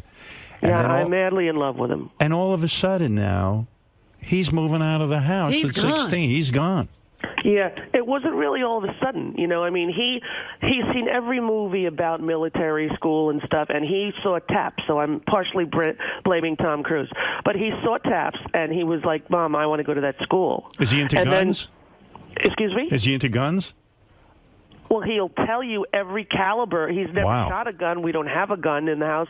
But he knows, like when we're watching a show, he'll go, oh, Mom, that's a 15-millimeter CC from a Nighthawk Fire Ranger. He knows everything. Is he into hand-to-hand combat? Does he take karate and all that? No, but he's into football and athletics, and he's, he's very sort of cut, and he's like, he looks like he belongs in, like, when I saw him in his uniform, they had the graduation from the, plebe to the cadet, and I was up there 2 weekends ago, and I was stunned. And here he is, like 6'1". He lost 20 pounds there. He's fit. He's cut, and he's so happy. Wow. And everywhere we went, like I took him out to dinner to celebrate, and we're at some steakhouse up in Valley Forge, and people in the waiting, to get a seat said to him, "Thank you for your service," because he looks like he's in the Navy. Right. Wow. And wow. He goes, "Thank you, ma'am. I'm still a cadet, but I will pass on that to the men in the arms." He would say the whole thing, Wow. He called me ma'am once, Howard, and I almost had like an aneurysm. You're kidding. I'm like, honey, you do not ma'am me ever. This it sounds is like disrespectful to ma'am your mother. You're not kidding. This sounds like remember that show with Michael J. Fox? He was like a Republican, but his parents were hippies. Oh, he's not a Republican. No, but I'm saying he comes from this piece. You personally were upset that they killed Bin Laden because you felt he deserved a trial. To war. You wanted a trial for him. Yeah, I wanted to know if it was legal in the nation, that we live to do this. Right? I questioned whether or not it was legal. Is it legal to do that? Right. Right? But he's a Democrat, though. My son said, he goes, "Mom, in the whole school there's like 5 Democrats." He said, "I get into the greatest discussions about, what's going on politically." And he grew up in a family where we discussed politics at the dinner table. So he's well-versed in what's going on. Here is the turnaround in your life. You left your first show, which was very successful, because you wanted to be home with the family. The kids were young. Right. Now, all of a sudden, you're living in Chicago. You got your one daughter with you. 2 of the daughters are living with Kelly. A daughter and a son. A daughter and a son are living with Kelly. Well, they're doing halftime, right? So the oldest boy, Parker's away. Chelsea's living with me, and the 2 little ones are doing, half and half. I feel like you're free and clear now. With the kids. I mean, I feel they're back to being, She dropped them all. I feel you got everyone sort of in somewhere and stashed away, and then you're running around in Chicago. Yeah, I'm at all the gay bars, dancing until 3 in the morning. No, you have a new girlfriend. Exactly, who you will love, Howard. Because remember when you were saying to me, "Hey, did you have a crush on Beth?" And I said to you, when she did The View, and I was like, "No, she's too perfect for me. I'd be too intimidated to go near a woman who looked like that." Right. Cut to, I'm in Starbucks, and I see this woman in front of me, dressed perfectly, very Beth-like, holding a puppy, and I have a puppy just like it, and I was thinking of getting another one for Chicago, and I thought she was a straight 28-year-old, because that's what she looked like, and I start talking to her, and I'm like, And by the way, this one, just so I'm clear, this one doesn't have any kids, right? No kids. Perfect. All right, go ahead. Perfect. Yeah, and you're not having kids with her, right? Not at the moment. All right, but, go ahead. Yeah, so she's holding the puppy, and I'm like, I got a dog like that. Where did you get it? And we start talking, and I said, here's the thing. Were you hitting on her? No, because I didn't think she was gay at all. It's like she's got a Beth vibe, honey. She wears high heels and Prada belts and a lot of jewelry. Like, I thought she was just a straight girl. So your gaydar wasn't going wild. Honey, not only was it not going wild, it didn't even register a possible blip. But why did you start talking to her? Because she was beautiful? No, because of the dog. Exactly, because of the dog. But listen, Rosie sees 50 people a day with dogs. She tells them to fuck off. Why did this one she's all of a sudden talking to? I'll tell you why. Because I have a 4-pound Chihuahua, and she was holding a 3-pound Pomeranian. Right. And I wanted to know if it was full grown because, I can't bring the big dogs back and forth.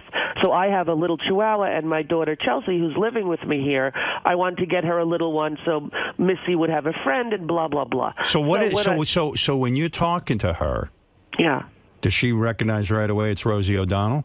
I think so. Okay, go ahead. But she didn't say it, And she's wearing a little hot dress, and she's got high heels on. No, she's got like jeans that your thigh don't touch kind of jeans. Right, like and she's 28. No, she's 40. 40. She looked 28. Tight ass, big boobs, the whole thing. Honey, you're a dream girl. I'm telling really? You. Remember in the studio? Who does she look like? Julianne Moore. Oh my. Yes, red hair, green eyes. So you're talking to her. I'm talking to her, and I said, here's what happened to me. I got a little Chihuahua when I was 33, and the next thing I knew, I had a son. So you're probably going to have a baby soon. And she, told me that she was trying to have a baby, and and I said, oh well, maybe your husband. But she says, oh, I don't have a husband. I'm a lesbian. And I laughed. I was like, I said, that's funny. Bingo. I said, you're funny. What's your name? And she said, Michelle. I go, no, seriously. She goes, no, I am a lesbian. I go, you're a lesbian. If you're a lesbian, you're one of those lesbians for 14 minutes. You're not a real. She says, I've been out since I'm 24 years old. Wow. I'm like, and how old are you now? 28? She said, no, 40. I go, first of all, I thought it was Ashton Kutcher on Punk'd for a minute. This is too good to be true. Well, yeah, and then I didn't trust her for a while. I'm like, well, what do you mean you didn't trust her? Because, like I said, I was intimidated by the beauty. I was a little thrown by the, I don't know. Well, Kelly was beautiful, but you're talking about a whole nother level up. Kelly is beautiful, and it's not about levels. It's just about she's very much of a girl. I've never dated a woman who was so much of a girl. Feminine. Exactly. So wait a second. You meet this girl in Starbucks. Yeah. Oh, wait, here's a picture of her. Oh, yeah, pictures flying Oh, yes. Yeah, you enjoyed that, Howard? Oh, yeah, baby. I thought you might like that. I thought of you. You'll bring her over to my more place. More than once. We'll Howard. get her in a bikini. Oh, yeah, she has a few. Oh, look at her. She is lovely. Yeah. Is she wearing a wedding ring with you? No, she is not wearing a wedding ring. It appears to be. Wow, she's some knockout. Yeah. You know how to handle something like that? Howard, that was my concern. I was like, hey, what have I... You meet her in Starbucks. How long before you take her out on a date? About 2 weeks. What did you do? You started texting and calling? Yeah, my daughter was in the hospital for a while, and so I was going back and forth to the city. What is that all about? Is she all right? Yeah, she's okay, but for my 14-year-old, and so I was in and out of the city a lot for like a month, and so I didn't really have any time. So we talked for like 2 weeks on the phone and texting and emails and stuff, and then that's romantic. And are you burning with desire for her? Well, I was nervous, Howard. I was like nervous. But you were thinking about her a lot. And I was also thinking, could she really be gay? But then as we were talking about, her life and her relationships, and I was like very... you found yourself fantasizing about her? Yes. Alone in bed? You touched yourself thinking about her? Well, Howard, I mean, that's okay. There's all kinds of implements you can buy to help you do that. But no, I know. Robin teaches me. Oh, stop. Yeah, well... So, okay, so you're thinking about her, you're texting this and that, and you say, let's go out on a date. Well, yeah, she said, let's have dinner, Where'd you take her? I was like, to a sushi restaurant, but in my town, because, I had the kids and we had some stuff going on, so she came up with her puppy. Right. And met three of my children the first day, because what I thought was, if this has any chance to ever be anything, it comes with three kids. Right? It was clear it was a date, though. You introduced the kids right away. She doesn't fuck around. Oh. No, because you know what? Rosie falls in love in a day. Immediately. Yeah, she doesn't even date that much. As soon as she meets anybody that she's slightly attracted to, she moves them right in. Well, I went on 4 dates. You'll be proud of me, Howard. Right. In the last, since I've been divorced, which is 4 years, right. I went on 4 dates with people I did not move in with. So I'd like to have a round of applause. All right, so there is some discriminating. Right, but when I go on a date, here's how it goes. I go out to dinner, and then if I don't feel that thing that you're supposed to feel, oh my gosh, I want to get to know you, I want to sit next to you, I want to snuggle, I want to, Right. If I don't feel that, then that's done. You move on. And that's right fair. away. But that's fair. Right away. You say to them, oh, this was a nice time, I'll get in touch with you, and you never call, right? Well, because I'm a lesbian, they end up texting and we're friends. But right. I make it clear that, I'm not particularly interested in anything other than that. Women are so good with each other. They're so sensitive that way. Like me, I would be friends. I just would never write the person and hide. Exactly. Right. Well, I used to do that with therapists. Whenever my therapist pissed me off, I would change my phone number and just never call them back. That's healthy. I wish I could learn how to do that. Yeah, that's a good trick. I think you should use that. So you go out on a date. Where do you take these girls to dinner? Because right away it becomes a story. This is in your neighborhood. No one squeals on you. No one says, Yeah, hey. in Nyack it's very easy. You know, right. Everybody. I've lived there a long time. What did she wear on the date? Was she wearing like no panties? No. She's got some thong action going on, but no, white jeans and a black shirt and heels that I could not believe a human could walk in. And no bra. Oh no, honey, believe me. Oh. She's got the bra underwear matching sets, La Perla, something that she's taught me about. I now have matching bras and underwear, color coordinated, but with lace. Does it make you feel good? It does, and I'm shocked. So wait a second. This girl, you go on the date, and I know with the way you've described it, you like a nice big build-up sexually. You don't want to like just get it over with in 2 seconds. Oh no! In fact, it was not. There was no chance or time. You know, So then after we went out to dinner, all it was a kiss goodnight, and then we with went a tongue. Yeah. Wow. Come on, I'm 49, Look at you. honey. Wow. What am I going to do? Peck her on the cheek? No time to waste. There were 3 kids sleeping upstairs and 1 in military school. I couldn't exactly, bound chicka bound. And besides, I was nervous, Howard. Do you initiate the kiss or she does? I did. Well, good for you. Well, I was nervous to do it, though. But you knew she wanted it. If she's going all the way up to Nyack, she wanted something with you. I mean, yeah. Where does the kiss happen? Out in your front door?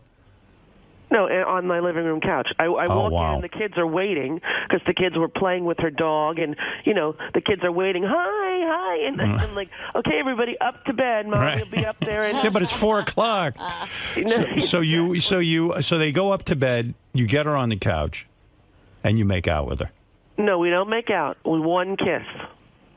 That's romantic. That's what I said to the kids. I go, you guys go up to bed. Mommy will be up in a half an hour. And she has since told me that when I said that, she thought to herself, oh, she's not interested, right? That she put her right. But I wasn't. What am I going to say? I have the kids. They're waiting in my bed. No, that's very respectful. Right. So were you burning with desire? Well, I was definitely wanting to kiss her. Right. Oh, and I did. She's a knockout. I'm staring at the picture as you're talking. She's beautiful. She's inside and out. She's so great with kids. She's really lovely. She's smart. She's kind. She's got her own. She's got. So when do you finally bang her? It took a few months, Howard. Few months. Because you like that build-up. Well, I was going back and forth to Chicago in the early parts of the summer to set up the show. Even right before the summer, I was going back and forth, and then second date, you feel her up? No. Just kiss again. We made out. Oh my God! See, women when they're with each other, they love a slow build. Oh, you kidding? And then all the letters about how great the kiss was, and then talking, and then send me a photo. Where are you? And, look at that. Oh, my God. It's romance times 1,000. Did she sext you? No. No pictures of herself over the text with her legs or her panties? No. Nothing? Well, no. Come on. She's not a skanky hoe. That's not hoe. That's fun. Well, before you even make love to the person, they're going to send you pictures of themselves naked? Not naked, but, a little something. So, all right. So you make out for a long time on the second date. Third date, I'm going to say by the third date, fingers. Now you're burning with desire. No, let me tell you something. Here's what it went from. Kissing to, could you come and spend 2 weeks with me? Right. It was time. So all 4 dates were just making out. Where'd she come to, Chicago? Just kissing. Miami. We went to Miami. Oh, the house in Miami. Yeah, which is really, that's the house. Every time I pull in, I go, who owns this place? Right. Oh, crap, it's me. And when she saw that place, it was romantic time. It was romantic time. But you know what? She's got her own thing going on, honey. What does she do? Money. She's an IT headhunter. Oh. And she's like, one of the most successful people in that field. And that's attractive. I like that. Yeah, she's got a lot of her own money, cash, life. She's got a Beamer. She wears all these designer everything and jewelry. And I'm like, where'd you get those earrings? She's like, I bought them. Sounds too good to be true. Yeah, a little bit, and that's what I was a little bit like going. Where am I going to find the trap door? Where am I going to hear? By the way, I was arrested for impersonating Julianne Moore and stealing $50 million. Have you ever dated someone who had that type of personal income and was able to support themselves in that fashion? No. So this is a new avenue for you. It is. And then you You're say, not and then gonna the be insecure. in charge of everything. So then the exactly, Robin. I'm not the boss. So then the insecure part of you becomes a little more secure because she could afford. She doesn't need your money. So In any maybe way. you start thinking she really loves me. Well, I don't think, Kelly didn't need my money. I mean, Kelly comes from a trust fund baby. She was a very rich kid. Good. Right? But, Michelle grew up very similar kind of financial way straight that I did, although she was in the most western part of upper New York State. Right? So Is she a gold star lesbian or has she been with men? What is a gold star lesbian? Gold star lesbian is a true lesbian who has never even messed around with men. Oh, I didn't know that term. I didn't know that either. And I just coined it Oh, it's 3 seconds ago. Gold star lesbian. No, seriously, I mean- No, she's not a gold star lesbian, nor am I, Howard. Well, I mean, you messed around with some men, but very, very But superficially. I did the deed more than once. Well, you tried. No, honey, I lived with a guy for over a year. Oh, did I know that? When I was 28. And you enjoyed it? I enjoyed it. You enjoyed sex with this guy?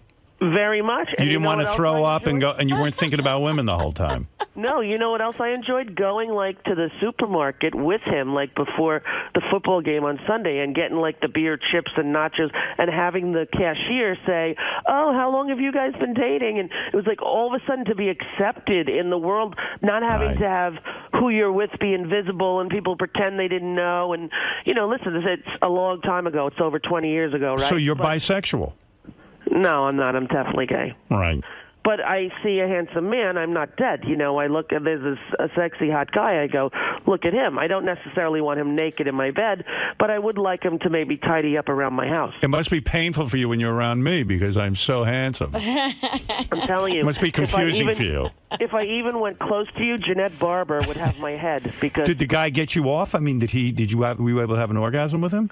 Oh gosh, yes, honey. No kidding. Everything works downtown. It's not like lesbians don't function without the right car key. No, but I have many friends who are lesbians who say to me, the thought of the penis going in them is so repulsive.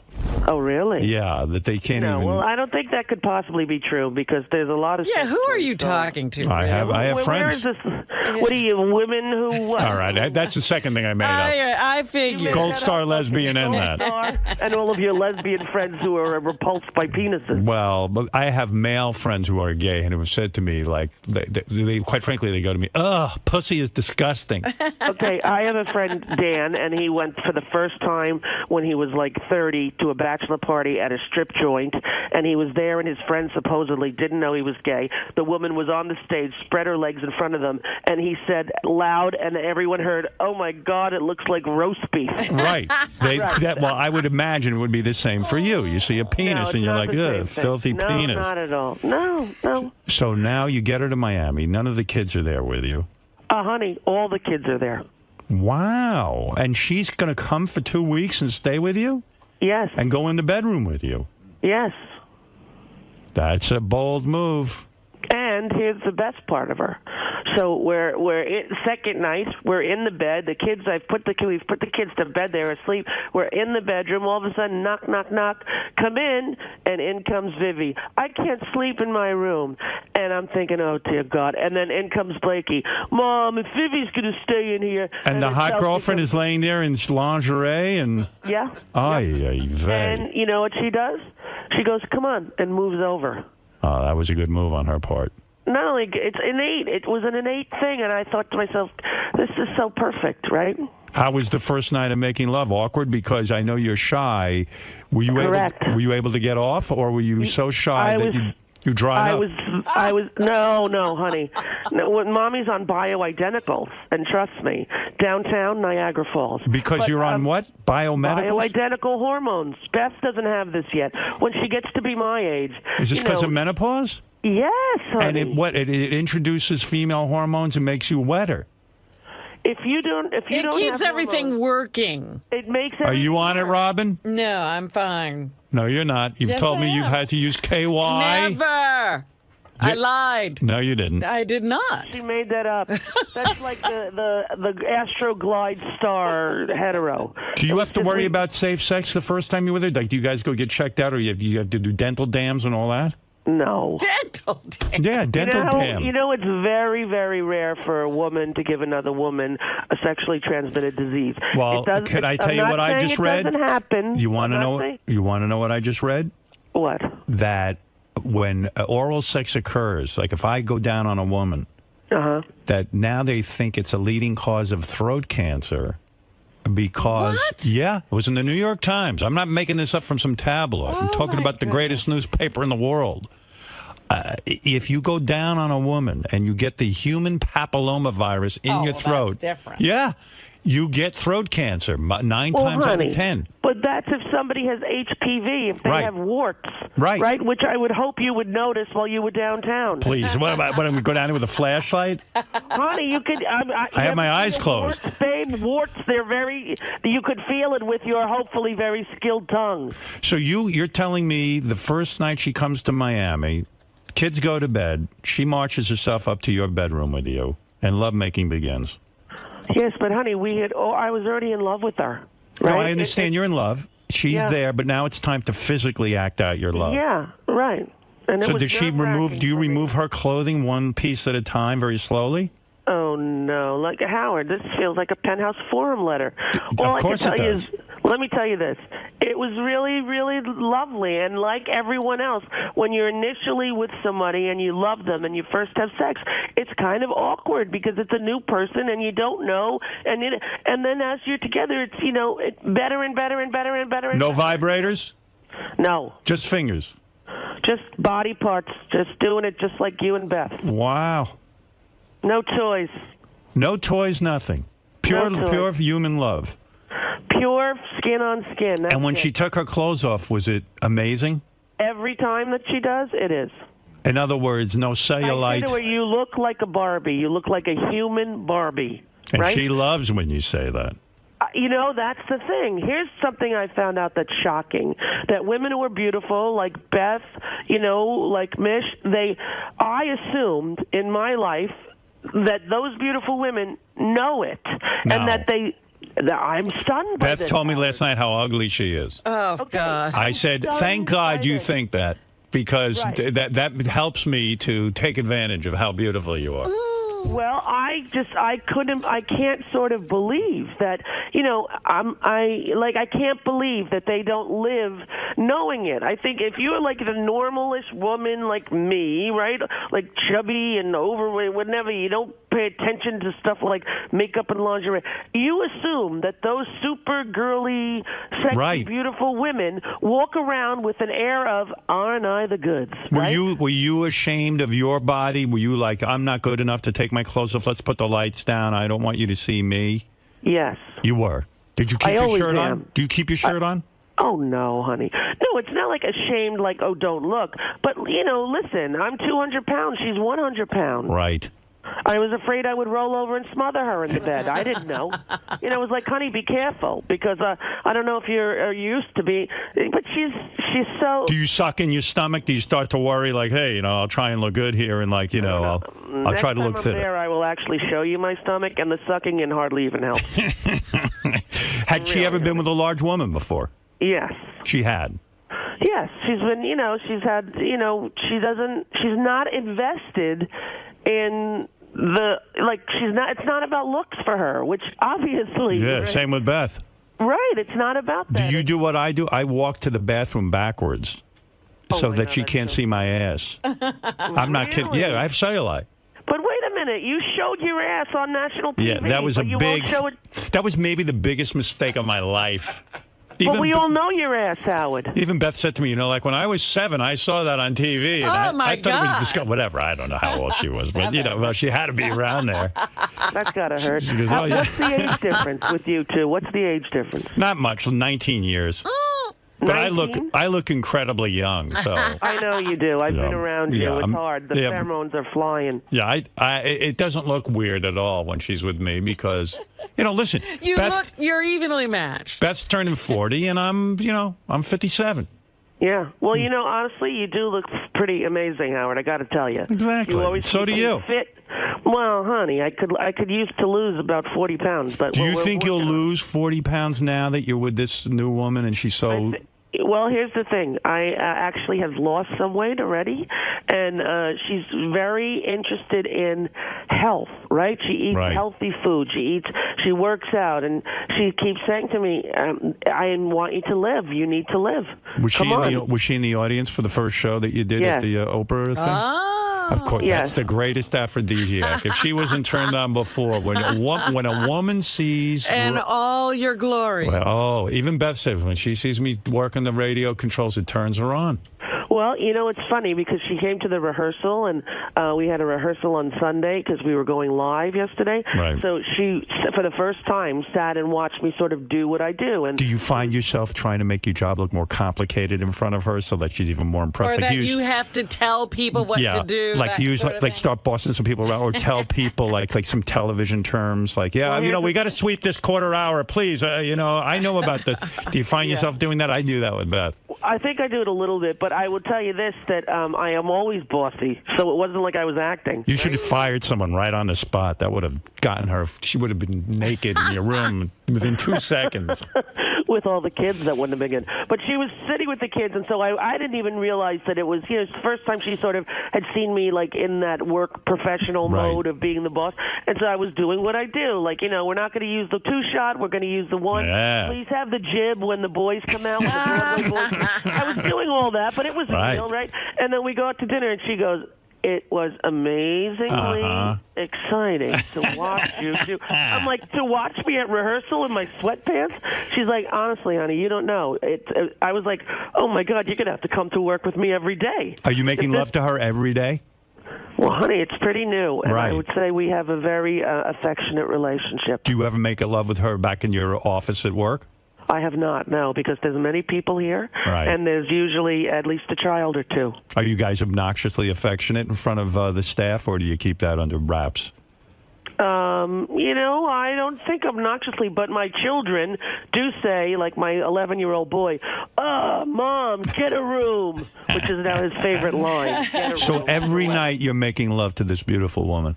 I wouldn't say, every night, honey, I'm 49 and I'm tired. And when I did, the build-up to this show, we did 2 rehearsal shows every day because I couldn't get it right. I was, it's an hour show, right? The shortest I ever did when we were on tape, not live, like we did last night, like we're going to be from now on. Right. I did an hour and 22. Wow. And I was like, what the hell is happening? Right. I couldn't get it to an hour. And so then the Thursday, I was really frustrated. We had done this piece with the Broadway kids from my school dancing, and Javier Colon was singing, and I came up and said at the end, thank you, kids, give Javier some love. And they all just spontaneously ran and grabbed him, and I said, what do you have to say to him? And they all in unison said, thank you, it was adorable. And I said, we'll be right back after this. And then I hear from the booth, we're going to have to do that again. You forgot to do the NBC plug. You did not say NBC, the voice on NBC. I'm like, I'm not doing it again. Listen to me. Listen to me. If those imbeciles who run that OWN network had any brains, they got no programming. They have no ratings. Honey, it's hard to start a network. Listen to me. If you want to go an hour and a half, you think they should just let her go? Let her go. What else they got to do? What they got to get to what? Reruns of what? Well, so don't they have some kind of Oprah show on after They do. They have a brand new Oprah show. So start the Oprah show. Start the Oprah show. And let's say Rosie goes an hour and 25 minutes. So start the show. It is an Oprah show, though. So what? Well, all they got is empty slots. Well, we got to have programming for commercials, but you have to remember when networks started, like Fox, they just did one night. Right. When CNN was on, nobody watched it for 3 years. The normal platform to launch a network on cable is anywhere from 3 to 7 years. But that's why I'm saying they got you. You're high profile. You're getting great reviews already. Let her go. Do your thing. Give her a 4-hour show. Why does it have to be? Let her go for 4 hours. Who cares? All of a sudden I'm going to be doing Sabago Gigante. No, but I'm saying if you're there anyway and you feel like going, go. It's live. Go for it. Well, I got to tell you, we had Russell Brand. Have you had him on your show? Many times. Fabulous guy. Genius, too. Right. Yeah. This guy's a genius. And he could have went forever. Right. I So actually what? hated it. Hated having to say, we'll be right back with the game. I wanted to just stay with them. So why didn't you? And then We have an hour. It's a regular TV show. We have an hour. But why can't you say, listen, they've got nothing on. The entire day gets 0 ratings. Well, they got Rosie has a new girlfriend. She wants to get back to her. No, she doesn't. Listen, she's got plenty of time. How long can you, in a session, can you make love to her? I know gay women will go for hours. Yeah. Of course we will. Right. Because there's no, it's not as though one and we're done. I have to run out and get a blue pill, right? There's lots of caressing and touching and all the stuff that apparently bores you men. Well, we you just know what? do for hours. I'll let you know something. I'll let you know the secret about this man. Yeah. I like all that stuff. But I've heard that about Beth is bored, but she wants it. She Get wants off. it. She's like, let's go. Oh, really? Oh, Stop yeah. with all the fooling around. She doesn't. She is very different. Well, she's definitely not a lesbian, I can tell you that, Howard. No, she's not. I told you what happened. Beth went for a massage. These women. Did you hear this, Rosie? I did not. What's the massage story? This is some sexy story. You got to hear this. There's another massage story I'm not even going to go into, but just the other day, she stops in some place. It's a little nail salon. Right. Korean woman. So Beth's sitting there waiting for her nails to dry. She says, oh, do you do those massages? Chair massage. The chair massage. Right. They do like your neck and your arms. Right. Right. The woman goes, you'll come to back room. Beth goes, oh, okay. She thought it was a little weird. Goes to the back room. She puts her neck in the thing, Put her face in the cradle. Yeah, you understand. Yeah. Well, a couple of minutes later, she goes, the Korean woman goes, do you mind? And she goes, what? She goes, take shirt. So she lifts Beth's shirt off and takes her bra off and starts to rub her sides and her breasts. Seriously? I swear to God. And she's telling me this story. I go, don't you know that's inappropriate? And she goes, well, yeah, but it felt good. I said, okay, wait. Yeah. She went to get a mani-pedi, right, and she got a boob massage? Yeah. And then a guy walked back there, and she says it was nothing. I said, are you... What? I don't even. She's like Little Annie Fanny. She's just like. Did you ever read Playboy, Little Annie Fanny? No. Everywhere she went, people were taking her top off and doing things to her. Wow. And so, what did Beth do? Was there a happy ending? That's what I said. I said, honey, did you get up and leave? She goes, no. She rubbed me and it felt good, and then she was done, and it was about 15 minutes, and that was it. Oh, so she didn't try to go downtown? No. But she did say she rubbed her thighs. Yeah, because she was wearing cutoffs. But they don't usually touch your thighs in a chair. I don't know what was going on. Thighs at a nail salon. Yeah, well, but the kicker is... Beth may have said something in Korean. It sounded like massage. I think but so, actually too. was like, can you do me almost right to the edge of glory? I don't know. Sounds to me like you're liking this whole Chicago setup. I can't even believe it because, I still think they could have done this show from New York. Well, we were going to do the show from New York, truthfully, but because the Oprah show was winding down, didn't end until May 25th. By the time that we had all of the studios to choose from, there were no studios that I wanted to work in. I'm very spoiled. I was at 30 Rock for 6 years, right? Right. And then when I did The View, it was over on the West Side. Literally, there were rats in the dressing room. They would chew through things. It was really near the river, and it was not a good environment. I didn't want, one of those Unitel all the way on the West Side. night. And so of the choices, we didn't have many. And then, Oprah said, if I can give you the jet, you could go back and forth. Now, initially, Howard, we weren't going to do this kind of show. Right. I was going to do Oprah show, right? Well, thank God. Someone got a hold of Rosie. I heard the original description of the show. Right. It was some serious issues. This and that. I said, listen, 7 o'clock at night. People want fun. Have some fun. Have some fun, for Christ's Right, well, sake. we were originally at 4 o'clock. We were going to fill the spot that she left vacant, 5 million women watching, right? That was the goal, was to do her show with her staff at 4 o'clock, bulk tape a bunch of them, be here for 5 days, be home for 15 days. Right. Be here for 5 days. That was the original plan. Then around July 4th, they said, we're going to put you on at 7 to launch into the new nighttime programming, because there's all new programming that started yesterday, right? So I was like, well, at 7 o'clock, I can't do a 1 hour single topic just for that reason. If it worked in Fringe, they would put all those shows on in Fringe. It doesn't. It's game shows and entertainment, and that's what people want. Yeah. And so I was lucky, I think, because I don't think I would have been good at that other one either, Howard, because, I get pissed off about things that I feel are unjust. Right. And then I'm not entertaining.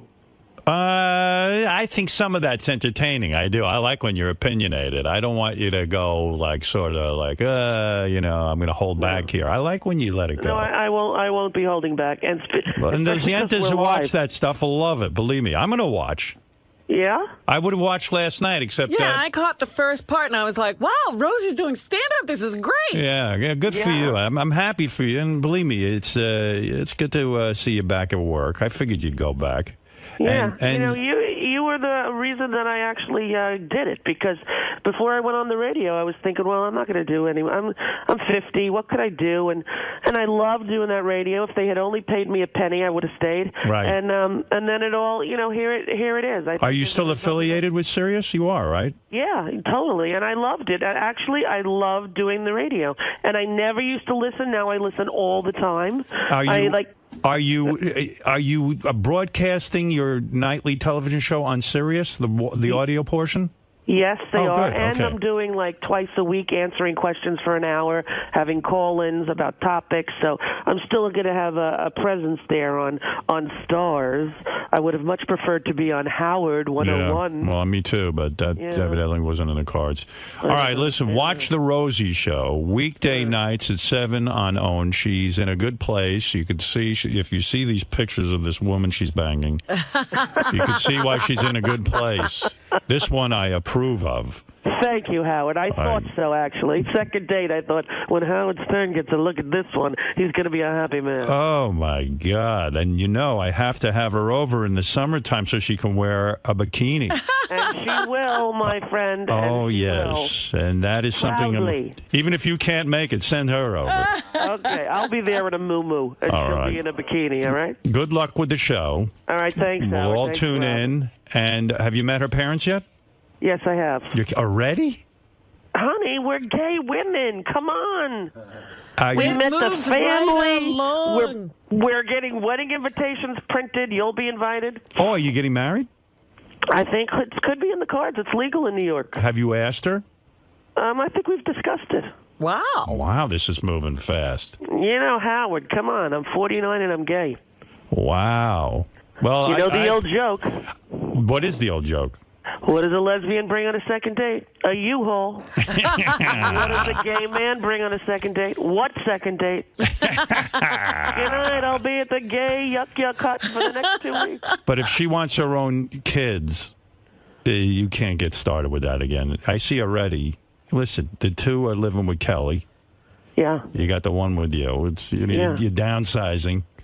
Yeah. It's enough But with the can I kid. tell you, It's for me, honey, it's enough for can I tell you. you the truth? Yeah. To hold a newborn baby, I don't even need any antidepressants. Go to an orphanage. Hold an age, baby. I'll come home with 20, like Mia Farrow. Well, what medications are you on that you're so happy? Well, I'm on a very low dose now of Effexor, and What sort is of that? weaning off of it. But I'm actually, I'm in a good place. I got to say, my hormones are balanced. I've been doing my TM, mister, for about 2 years. Oh, very good. Yeah. Yes, I do my 20 morning, 20 at night, and I'm in a good place. Excellent. All right. Very good. I'm happy. All right, good to talk to you all. All right, watch the Rosie Show weekday night, 7 o'clock on the Oprah Winfrey Network. Has Oprah mentioned me? Oh, yeah, we talk about you often. I bet you couldn't have me as a guest. She probably doesn't bring you up at all. I don't think Oprah would let me on the show as a guest. Will you come? Listen. To Chicago? No. But listen Come to on, me. Howard. No. A whole hour. You and me a whole hour. A whole hour? 1 hour, just you and me. But do you think Oprah would want that? I am sure she would. Really? Yes. I'll fly on my jet. I know you don't like to fly. What do you mean your jet? They give me a jet to go back and forth. Oh, you're kidding. What a mega deal. This is a good deal. What are they paying you? Claudia getting wanded every I don't know. You're kidding. They gave you a jet. Yes. Not to keep, but to use. And you can use that for carte blanche, like you decide, I need to go to New York tomorrow. Yes. Oh, my God. What are they paying you? Good money, my son. Good money. Are you getting, I'm going to guess, I haven't even thought about what you're getting. Think about it. Are you getting $15 million a year? Here's what I would say, Howard. That's very in the vicinity. If we were if we were on Price is Right, you'd probably get a second guess for that. But yes, I'm under? You're very close to the number. Oh my God! It's not a bad gig, honey. And they're very also, generous. And bonuses. I got it all, like you do. Well, listen, like I do, then you'll be lucky to collect. Be fighting. You'll be in court trying to get your bonus. They gave me a bonus. I hit a home run. No bonus. They said I read the contract the wrong way. It wasn't you didn't hit a home run. You hit a grand slam, and they wouldn't have this SiriusXM if it wasn't for you. But it's no $100 million deal, honey. But believe me, it's going to take care of everything I need. Whoa, that's beautiful. It's a good thing. Good for you. And listen, can I tell you, if I find a